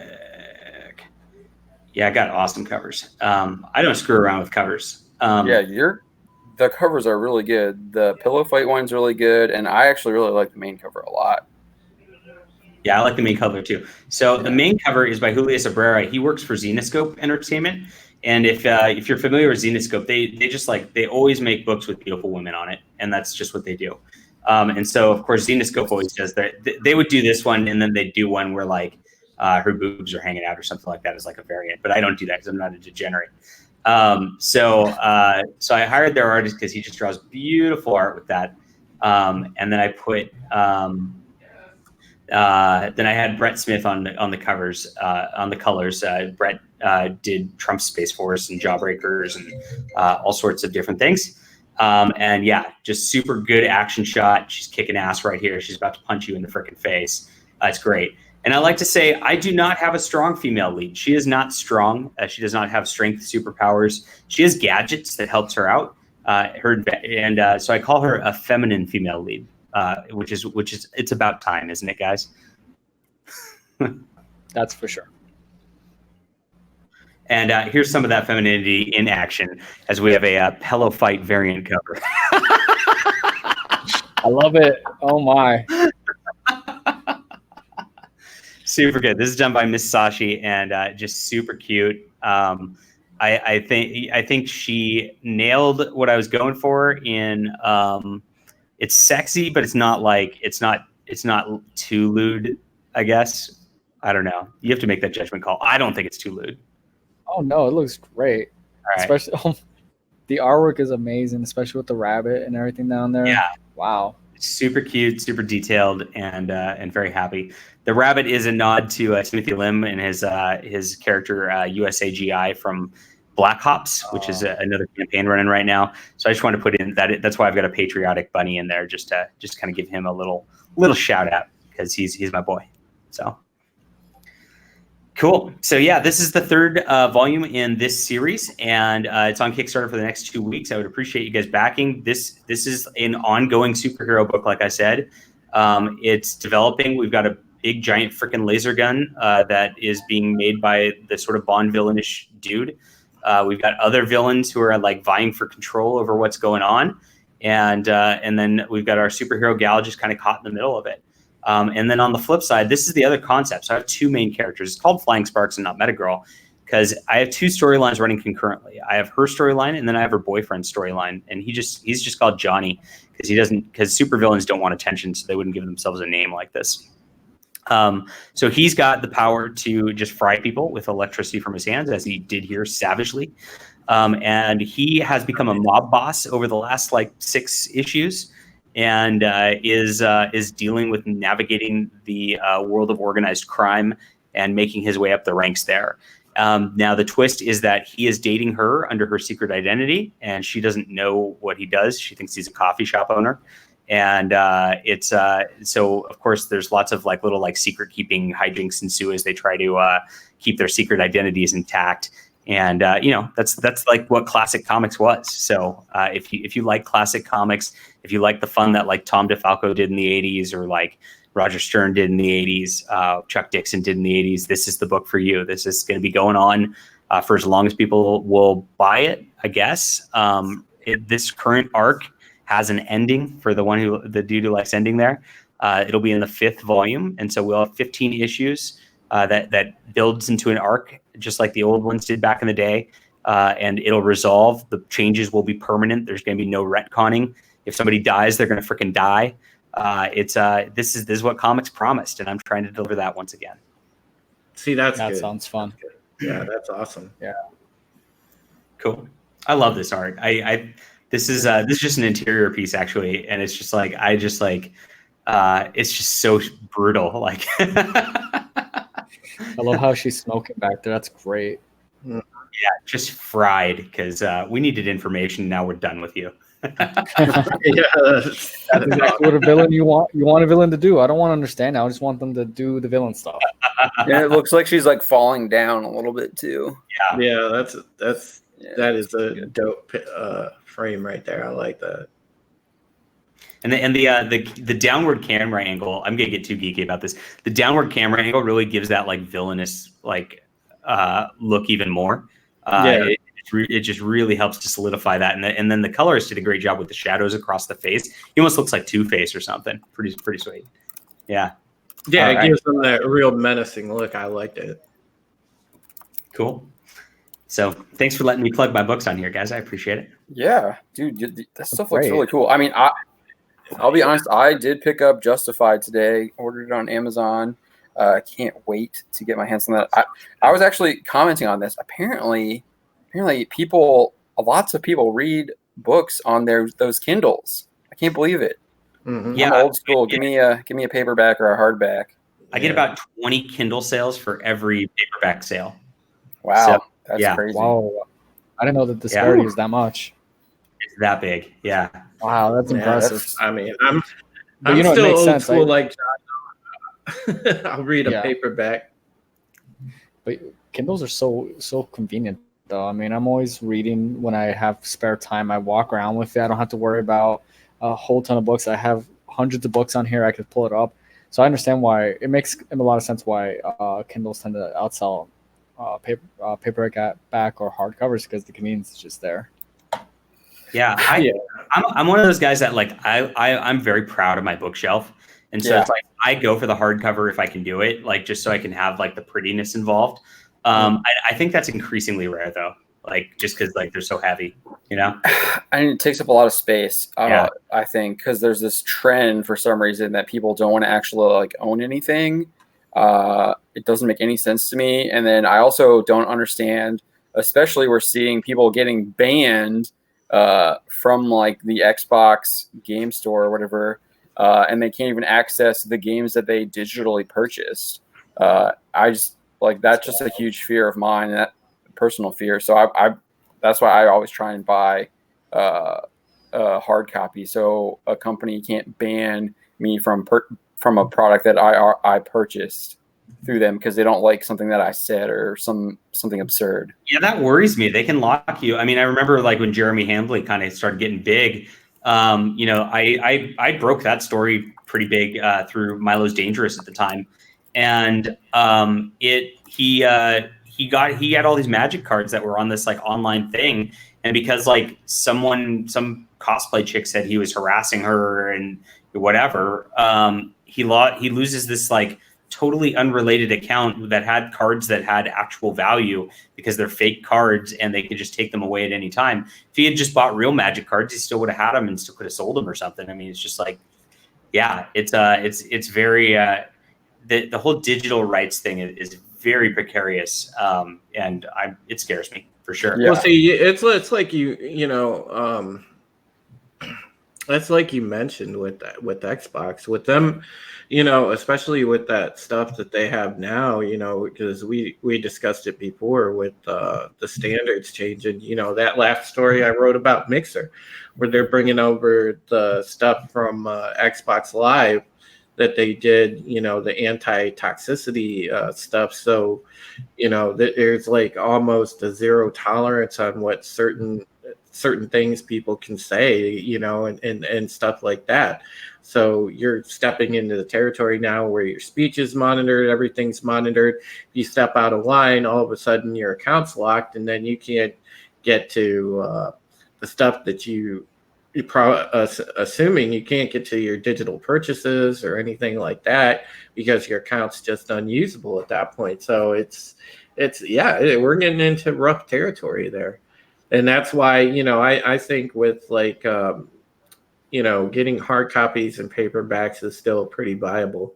And to be honest, I know in my honest opinion, I like every so often to just take a tech break, man. Shut off the computer, just stretch out on my bed, read a good book. Oh yeah. That's one of the big things that I want. I want to have like I want a front porch with a swinging swing, like a what I'm talking about, that hangs from the top of your porch, and you can sit on it and swing. Mm-hmm. Yeah, read a book on that, man. That's what I want. I'm with you on that. I mean, and it reminds me of the Steam games too. I don't know if you guys know this, but a lot of the games on Steam, well, not a lot of them, all of them, you're licensed to use them. You don't really own those games that you supposedly buy on Steam, right? So at any point in time, they can flip a switch on you and take away your ability to use those games. And well, yeah. So for me, I bought a bunch of games. I bought a bunch of games on my PlayStation 3 that were like PS1 games that they had on the on the PlayStation Store, like Final Fantasy VII, and then I also bought like this game called Record of Agris War. I'm a huge like Japanese strategy role playing game. Those are the games I really like. And then I tried to go see if I could get those on my PS4. I can't. Like, I have to repurchase the game, and I'm just like, what? I already bought this. I don't need to buy it again. So I learned my lesson the hard way there. I always try and buy physical. I just want a game that's complete without freaking downloadable content that costs me an arm and a leg, guys. Is that so much to ask in 2019? Apparently. I don't know. Apparently. I'm not against DLC if it's like significant. I'm not against paying for DLC if it's significant, adds significant to the story, and the price is worth it. I don't want to pay like $20 though for less than a quarter of what the less than a quarter of the content of what I paid for the full game. If that makes sense. Right. Like, if you're giving me like a huge DLC that's going to take up like 10, 20 more hours, give me 10, 20 more hours of gameplay, I'm willing to fork over a little bit more money than I would for something that's only going to give me like 2 hours of gameplay. No, I completely agree with you, but they keep just trying to pull more microtransactions out. You can't even play a game without doing it now, or like really have the fun, It sucks. Yeah, I think every game has it now. I mean, I understand where they're coming from. I mean, they're trying to keep that $60 price point, but I mean, especially with these AAA games, that's a lot. There's a lot of money that goes into like making them, a lot of staff costs and stuff. So I understand why that they're trying to do that. I definitely understand the business decision to do that. I mean, you're seeing that in the media. Everyone's trying to. A lot of media switching to subscription. Even here on YouTube, people like can subscribe with subscriptions and everything like that. So I definitely understand why they're doing it, because some of those games do cost quite a bit of money to develop. And when you're only at a $60 price point, you either have to sell a crap ton of games, or you need to find another way to keep your revenue up so you can keep making games in the future and pay your staff. Yep. Interesting. Always comes down to money, folks. Yeah, that's how it is. I mean, that's how DLC started, basically. Yeah. All right, I got to get rolling because I got that's the reason you guys streamed early. So thank you for that. I got to get to this this dinner with my family, so I appreciate it. I appreciate you guys having me on and talking about stuff and letting me say words like pussy on here without getting in trouble. And fired. And talking about how Halle Berry is hot. So, amen. Still is. John Wick 3. Woo! Hey, John, I want to say it was truly a pleasure to have you in with us. And, man, it was nice meeting you. And I look forward to reading Justified, man. I can't wait to read it myself. Thanks. I appreciate that. So, yeah, stay in touch. Picking it up on Friday. I added I think I'm friends with all you guys on Twitter, too. So be friendly, DM. I'm around and friendly. So yeah, we'll have you on again, too. Appreciate you, man. Cool. Thanks. One of these times, let's do a drinking stream. That'll be fun. Yes. Dude. Oh, God. If you got us on here inebriated, God, we would probably have one of the most legendary panels this channel has ever seen. If Drunk 3PO is still in the chat, we'll have to bring him on, too. Awesome. Oh, my God, dude. That would be epic. All right, guys. Thanks for joining us, John. Cheers. Yeah. Have a good night, John. Bye. Have a good one. Bye. All right, so I think we want to get to like one more. We're probably going to do one more story here. What do you all in the chat want to talk about? Is there anything specific that you guys in the chat are looking at? Maybe we'll do two, because we'll do one with the the folks in the chat what they want to hear us talk about, and do another one here. There's so much Star Wars stuff happening. Yeah, pick a subject, chat. Anything. Be careful what you wish for, guys. So, I'm just waiting for somebody to like break out the comment like, who's the best porn chick? Oh gosh. So I know like a 30-minute conversation right there, guys. Right? Well, it's obviously the new chick who's playing Captain Marvel. Oh no! My God. My vote. I gotta stick with the Asians and say my vote's Katrina Jade, but it's just me. But so write Jorge, this down real fast. What's that? I was just writing down the name from Drew. That's all. Nothing sinister there. So I know you wrote a story about Captain Kirk. Yes, William Shatner. Yeah, do you want to talk about that?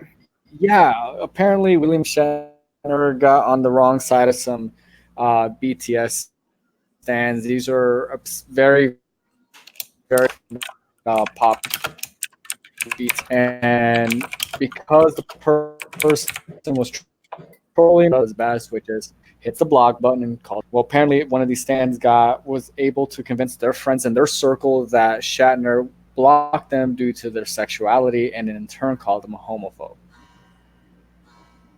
Right, and so all these people were just like dogpiling on Shatner, and he was like, like they obviously think that. I'm actually thinking that maybe they just did that so they could get attention themselves.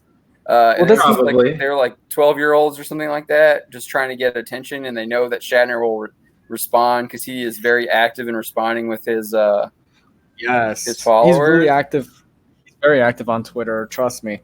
But I agree. I think Mecca, we shared her video on Mecca Random YouTuber. Yeah. She made a very good point. These newer Star Trek fans tend to seek out attention more than actually act as fans. So it's, to me, it reminds me of what an 8-year-old would do, or a young preteen would do, act out for attention, so that way people can pay attention to them. Because you ended up with a bunch of people, and y'all can see it in the article where they were photoshopping a lot of photos, and they were basically saying, "Block me because I'm gay. Block me too because I'm gay." And that's not at all. They try to pick fights, and Shatner doesn't. I will give. That's something I will give to Shatner. I mean, he does not stand for that. He'll hit the block button. He'll type back to people and try to set the record straight real quick. But unfortunately, it's not the first time. It's not going to be the last time for him. They're going to get called XYZ. They'll go in the alphabet as usual, and they he's that. But unfortunately, their MO as people. They're just looking for attention. It's really sad that they're trying to gain some sort of notoriety or their 15 seconds of fame by trying to get Captain Kirk to go after them, and then they in turn turn themselves into the victim. That when we had someone from the Tricorders podcast, a former co-host, basically that Shatner was dead instead of Leonard Nimoy. That's disgusting. I mean, this gentleman is not, for God's sakes, and to wish someone to die. Yeah, he's 88. Yeah, I mean that's pretty ghetto-licious to say the least. And then when people called them out on that behavior, turned the fandom on me. He has this giant platform, and they went after this small little person. That's not at all what happened. They tried to completely rewrite the story to their advantage. And like you said, this isn't the first time Shatner's kind of been attacked in this way. Charles points out that was nothing compared to his worth. A Twitter autistic a few weeks ago, and yeah, they were attacking him for him donating to an autism awareness charity, and they didn't like the certain charity that he was donating to. They were gatekeeping a charity, John. Absolutely ridiculous. Isn't that crazy? They were gatekeeping a charity. Yeah, they're gatekeeping a charity. It's absolutely disgusting. Yeah, Charles says here, they demonize him because he donated to the wrong charity. Absolutely insane. It's insane. But again, it shows that their Who does concern that? has nothing to do with their cause or their grievance, but just because they just want attention for themselves. That's all it is. And they did what they wanted to do. They succeeded. They took the attention off the charity to themselves. It shows the type of selfish people that they are. And unfortunately, that's what social media is now. What's great though is like Shatner is able to like turn it around, and he's like promoting his charity, and he did the same thing with this most recent thing where he actually was like cracking a joke about it because he was like, did Elton or George set you on me or something like that? And it was just he doesn't typical care. Shatner because it was just funny. That guy has like absolutely no chill. That's why I'm excited that he's going to be at the El Paso Comic-Con, because I'm going to find my way there. I don't care what I have to do just so I can say hi to the guy. Because again, yeah, he's 88 years old, but man, he's still going on fifth gear. Yeah, Charles is reminding us it was the people who were running it. It was like they were an opposing charity. So like it was like not only were they Really? Yeah, you remember that. Yeah. Jeez, yeah. Oh man, yeah, it was people. Sorry, I just got off a plane, Yeah. guys. I'm all here. Yeah, the people were from the opposing charity and they were attacking him. So it was just I mean, I'm glad you pointed that out, Charles. It's been a while since we looked at that story, but yeah, I mean, that's totally right. There's a conflict of interest, so they're trying to attack Shatner by exposing their own charity. So they're actually trying to like it was a double. It was like it has two wrongs there. It's just like they're attacking Shatner and they're doing it so they could promote their own. But also shows charity. that they don't care about the cause. They care about the money. Give a damn about trying to make the world more accessible with those who have autism, family who have people who are affected by autism, and how they can better integrate their family members into the world. They care about that money. They want those greenbacks, right? And it's sad that they're using a wonderful cause such as trying to advocate for those who have autism to just line their pockets or their bank accounts. And I agree with you, Mark. They're sick. They are sick human beings. I don't think there's any other explanation that we all need. Just look at the behavior. No normal human being would do half of what these people do on social media. It amazes me. Yeah, it's sad, I mean, and that's like unfortunately one of the crappy downsides to the way like where culture and society have led us at this point in time. And and I still believe because growing up pre-internet, I still believe social media contributed to a lot of this BS. I think a lot of people agree to that for sure. Social media, because it gives people the keyboard to basically talk all they want, and there's no one there in front of them to say there's going to be consequences to what you say, buddy. Right? Yeah, exactly. I think we saw that happen when I don't know if it was early. I think it was earlier this year, but I don't know if you remember Dean Cain, Superman, was getting like trash talked by Tom Arnold on Twitter. Yeah, he was like accusing him of like homophobia and all this other stuff. And then they were both appearing on like Larry King or something, like doing an interview with Larry King, I think. So they met each other in like the lobby or whatever. And Dean Cain confronted him, and Tom Arnold like backed down and was like, dude, I don't know. But then as soon as he was not being confronted in person, he was back on Twitter, popping off. Yeah, back doing the same thing. And I think that's exactly what you're talking about. When you're actually like have to confront someone in person, you're gonna back down. Arnold's a perfect case study for this. You're absolutely right, John. Super easy type of way, but when someone's in your face saying you're talking about me, and you have to say those words to the person not even a few inches away from you, it completely changes the situation. And you saw what he did. He became like a crab, went into a shell, and as soon as he had the opportunity to start mouthing off on social media, he decided to grow Mm-hmm. But it's funny, Dean Cain could like legit kick the guy's ass up and down. I think that's why Tom Arnold backed down. The Superman punch, right? Yeah. But so Dobbin Mog, if you think Twitter is crazy now, next year is going to be nuts. Oh, it is going to be insane, and we are going to be monetizing it like crazy on the website. We already do it a lot with all these like insane psychopathic celebrities who just go off and say the most insane things I've ever read. When I think one of them it can't be topped, it's literally topped like the next day or the next week. Mm-hmm. And it's just like we were saying earlier, they always double down.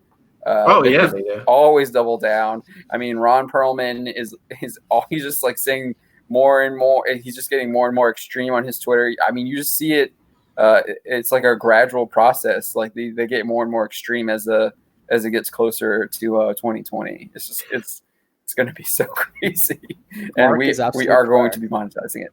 And Mark's absolutely correct. They're sick. I think it has to be a mental illness. There's got to be something there. One of the cogs must have broken at November 2016, and they just haven't been right since. You know, it's when someone hit their head one too many times and they're just a little weird. Well, they're a lot weird. Yeah, I mean, we just did a story. We just did a story this week. Sean Penn was saying that he was thinking. I don't know if he was like cracking a joke or he was thinking of killing himself. Yeah, but he's saying he's going to kill himself over an election. What? Oh my god! Yeah. Oh man, crazy. It reminds me that girl, that dude, whatever that was like screaming during the inauguration. They named Trump as the president. They did the oath of office. You hear him go, "No!"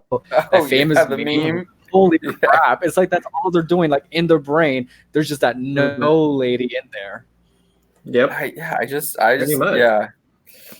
I mean, like that's what I'm saying. When you think they can't go after themselves, Sean Penn comes out and says this is like what? And it's been 4 years, and you're going to say that. Yep. Give it over it. But with it being 9/11 today, I just wanted to say, hashtag never forget. I know I tweeted something earlier today because a lot of people are sort of remembering and sharing their experiences of that day when that happened. And I know I tweeted earlier today. I remember it plain as day because I had woke up that morning and my fiance at the time had started a new job, so she was up at work. I was home being dad to the kids, and we had gotten up. We were having breakfast, and the kids and I were watching CNN or whatever we had on the TV at that point in time. It was one of the networks, and then that happened. I think we had Good Morning America on, and it happened live. And it was just shocking. And the first thing I will never forget, the memory that's burned in my mind is my fiance's daughter, who was 10, 11 years old at the time, Brittany. She turned to me and she asked me, Drew, what just happened? And I had to explain to that little girl what exactly it was that just happened. And that's a vivid memory that I will never forget. So we can just take a moment of silence just to remember everyone.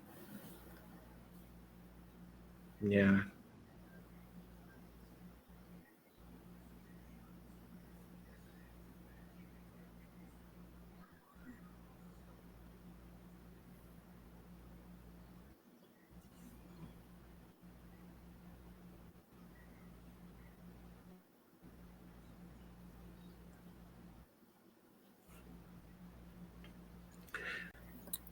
So I seen Mark ask in the chat what happened with the Alyssa Milano Ted Cruz debate. I honestly haven't been following that. I have no idea what happened. I thought they had like worked that out. They were gonna do that, but who knows? For the little bit I guess they had it. And it did. It happened. For the little bit that I saw on Twitter. From what I could tell, they had a reasonable discussion, Mark. So, So that's all I could tell. But basically, Yeah, a lot. it came down to they agreed to disagree, and she kind of got owned. Pretty Yeah, much. I see a headline. I just did a Google search and I see a headline. The Blaze's YouTube channel's headline is Ted Cruz has to explain to Alyssa Milano the difference between a machine gun and an AR-15. Shocking. That's really shocking. So shocked. She thought that the automatic weapons were easily accessible and legal, like it's the 30s. Mm-hmm. Of course. Speaking of weapons, let's our last story here. Let's talk about some Star Wars. So Star Wars made the Guinness Book of World Records this week, and it's for Star Wars Battlefront 2 and microtransactions, and it's not a good world record. It's the world record for the most downvoted comment on Reddit. Yeah, and this was. Yeah. I remember cracking up when I was talking to you in DMs, John, and that was hilarious when I saw that. And I'm not surprised because EA brings this all on themselves between FIFA, Battlefront 2, and all the other stuff that they have, like loot boxes and gambling. They own the NBA game too, like NBA. They have NBA Live. 2K is owned by 2K Interactive, and they're different. They're a competitor. So they hold hands in that massive level microtransactions. Holy crap. I can't remember the YouTuber, but I saw someone a few weeks ago actually break down what it would take to be able to unlock some of the more sought after boosts and characters on these games. And geez, you're looking at hundreds of thousands, if not thousands of dollars. That's crazy for a $60 game. Yeah. So for the NBA game, it's way out of hand, George. Like I see people that just bought NBA 2K20, and it's crazy. Like some of the prices for that just to get the virtual currency, the VC to do anything in there. Like they have a career mode where you can create your own player, but you only get to a certain level. You can only level your character up a certain amount, and then you have to start digging into your wallet to buy BC to, up your player rating so you can just make it through a normal game. It's stupid, and these companies, they know that they got the players over a barrel with these mechanics, and it really is a problem. And people have called them out on their stuff, and even some other countries have, made it illegal because it falls under the arena of gambling. So, I was going to say, sorry, you see legislators stepping in all over the world, whether it's Belgium or the UK or even here in the United States with Josh Hardy, I believe, of Missouri Senator Hawley. Thank you. Introducing bills to look into this because it is a huge, massive problem, and we see it in almost every genre, whether it's a mobile game like on your phone, a console game, PC game, regardless of the genre, whether it's RPG or a straight sports game. That new Pokemon Masters game made $25 million in its first week. Oh my God. But don't get me wrong, some games don't punish you for microtransactions, but others do. And it's one of the reasons why I stopped playing World of Warcraft, because not only was I paying for every expansion, but I was giving them a monthly donation essentially. And then they have the audacity to tell me, hey, if you want this awesome mount, there's no other way to get it. You have to purchase it from the store. And that broke me. I was like, you know what? Screw you, right? I've been here for 10 years playing this game since vanilla, and you actually have the audacity to extract even more out of me, to give me a monocore expansion that doesn't even work half the time. Bump this. But you see this in the sports game. You see this in a bunch of other games, and it really takes a lot of the fun out of it. they revamped Star Wars Battlefront 2 because I have that, I play that, and you know, there's still loot boxes in it, but you know, you can obtain them with in-game currency, and you get free in-game currency every day now. So you know, people can just let their currency pile up and buy the stuff out of the, you know, buy the boxes for now. So yeah, when they first released it though, it took 4,500 hours of playtime or $2,100 to unlock Darth Vader. Yeah, the I most know, it's iconic ridiculous. Star Wars character that everyone is gonna want. Yeah, but you know what? You mentioned Pokemon. You mentioned Pokemon earlier, John, and I think Pokemon Go has a really good compromise system where I've never purchased gold in that game, right? But I've still been able to acquire gold from playing the game. So it doesn't necessarily punish you, though you the option to take some shortcuts here and there. And I wouldn't mind that. But there are a lot of games out there that essentially punish you, like the NBA 2K, where if you don't, if you don't put in some cash, you're going to be with people that it's almost not worth it. Well, let me tell you, like, if you go on the other end of the spectrum, because EA, I'll give them credit, even though it took like a ton of like legislation and prodding, they actually fixed the problem with Star Wars Battlefront 2. But you go over to Madden 20, and I'm playing Madden 20 this year. Obviously, any of you guys that read me on Bounding, you know I've been reporting on Madden 20. I have a review up of it, and I just put up an article today about the new game mode that they have. But that'll go up tomorrow. Yeah, but when you're playing Ultimate Team, like I play a lot of Ultimate Team, it's the most popular mode, and it's also, no surprise, a mode that you have to spend money to keep up with the Joneses on there. If you want to keep your team to where you can actually compete in head-to-head on Ultimate Team, most oftentimes you got to spend money. I mean, you can go, if you're going to try to be a no money spent player in Madden Ultimate Team, you literally have to put in hundreds of hours because you have to play challenge after challenge against the CPU, and you only get a handful of the stuff that you need to, cards that you need to put in a set to get like a deluxe player that you need to add to your lineup, where somebody that has money can just go and open virtual packs and get that player like that, because they're just, sitting there ripping packs. And that's an issue. It's very hard if you're a no money spent player trying to play that game mode, trying to keep up with people that have disposable income that can just drop thousands of dollars in cash to rip packs on that. And it's the same thing. They have the same mechanic in FIFA, because they have a similar thing in FIFA. They have like an Ultimate Team mode in FIFA. And no surprise that, again, that's the most popular game mode, same as Ultimate Team's the most popular game mode in Madden. Well, they do that on purpose. They purposely designed those game modes to be the most popular, so that way they traffic us like cattle to want and to make these purchases. And Mortal Kombat did have a very similar issue with that at the beginning of the release of the latest MK11.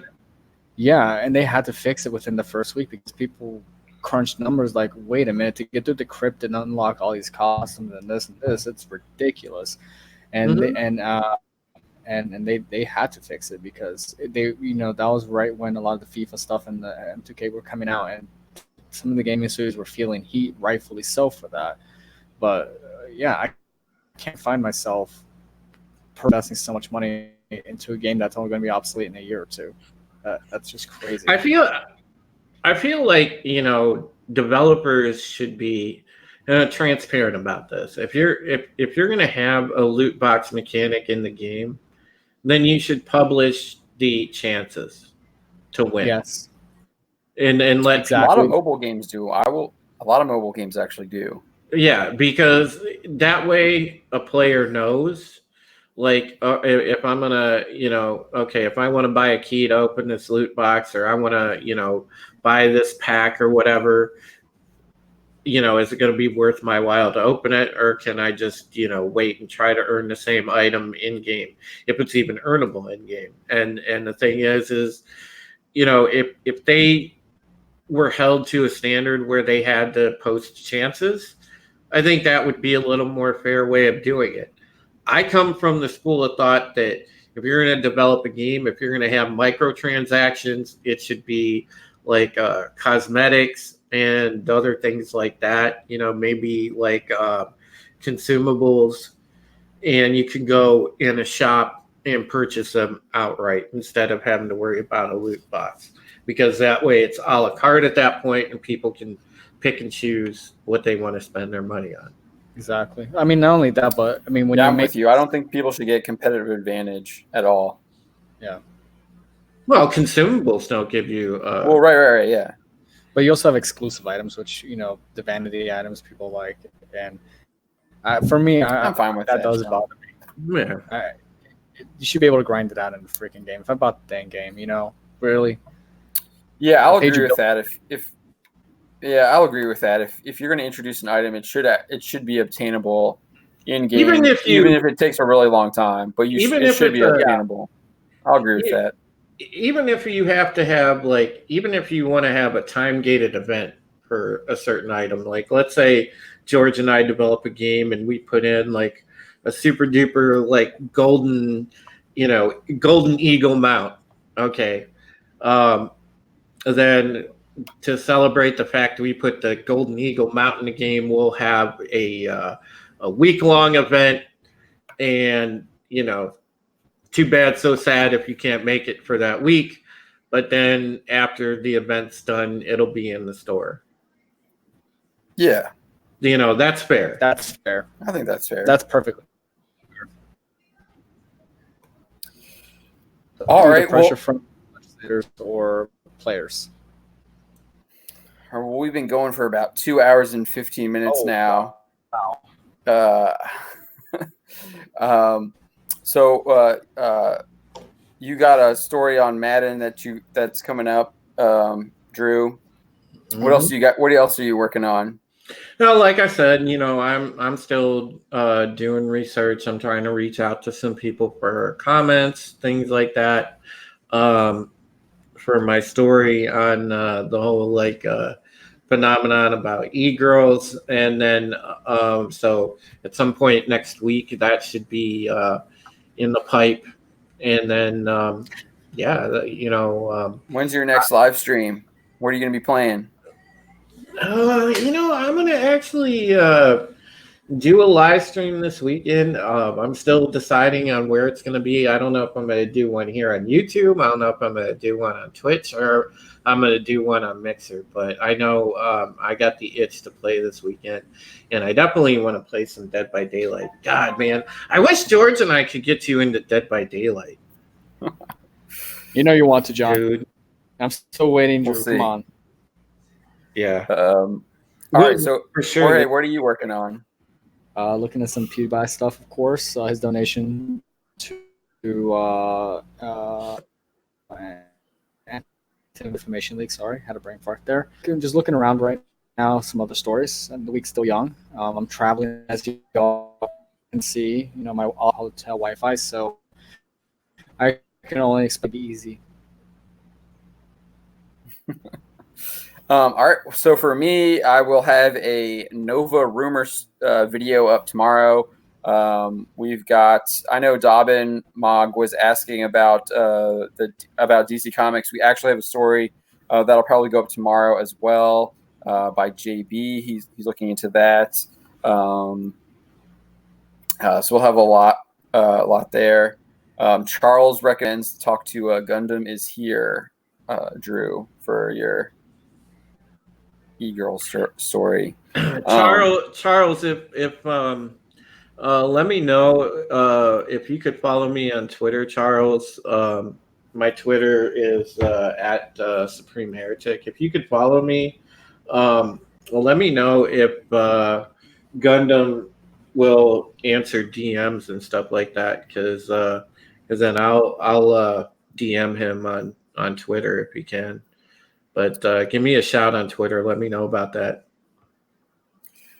So that's kind of what I've got going on. I'm sure I'll be working on a couple more videos to round out the end of the week. I try and do a video a day. So I will see what's happening tomorrow. I might do a video on the Rihanna thing. We'll see. There's Star Wars stuff is going crazy. I think Doomcock had a video on his Harvey Cthulhu channel. He had a source about Best Buy. We're probably gonna look into that and have something up on that tomorrow. So there's lots of stuff happening. Make sure you check out the website, boundingintocomics.com. Follow us on Twitter @boundingcomics. If you haven't subscribed here to our YouTube channel, please do so. We appreciate it. If you liked our chat here, we usually do it every Wednesdays at 9 p.m. Eastern. We started a little early today because we had a special guest, and we might be having some more special guests in the future. So look out for that. And I will also be on. I'll be doing a Titans Season 2, Episode 2 review with Gary on Friday, and that'll be at 2 p.m. Eastern, and that should be on his channel this week, and then we'll rotate after that. So, yeah, thanks, everyone, for joining us. We really appreciate it, and I hope you all have a good night. And we'll see you next week. Peace out, guys.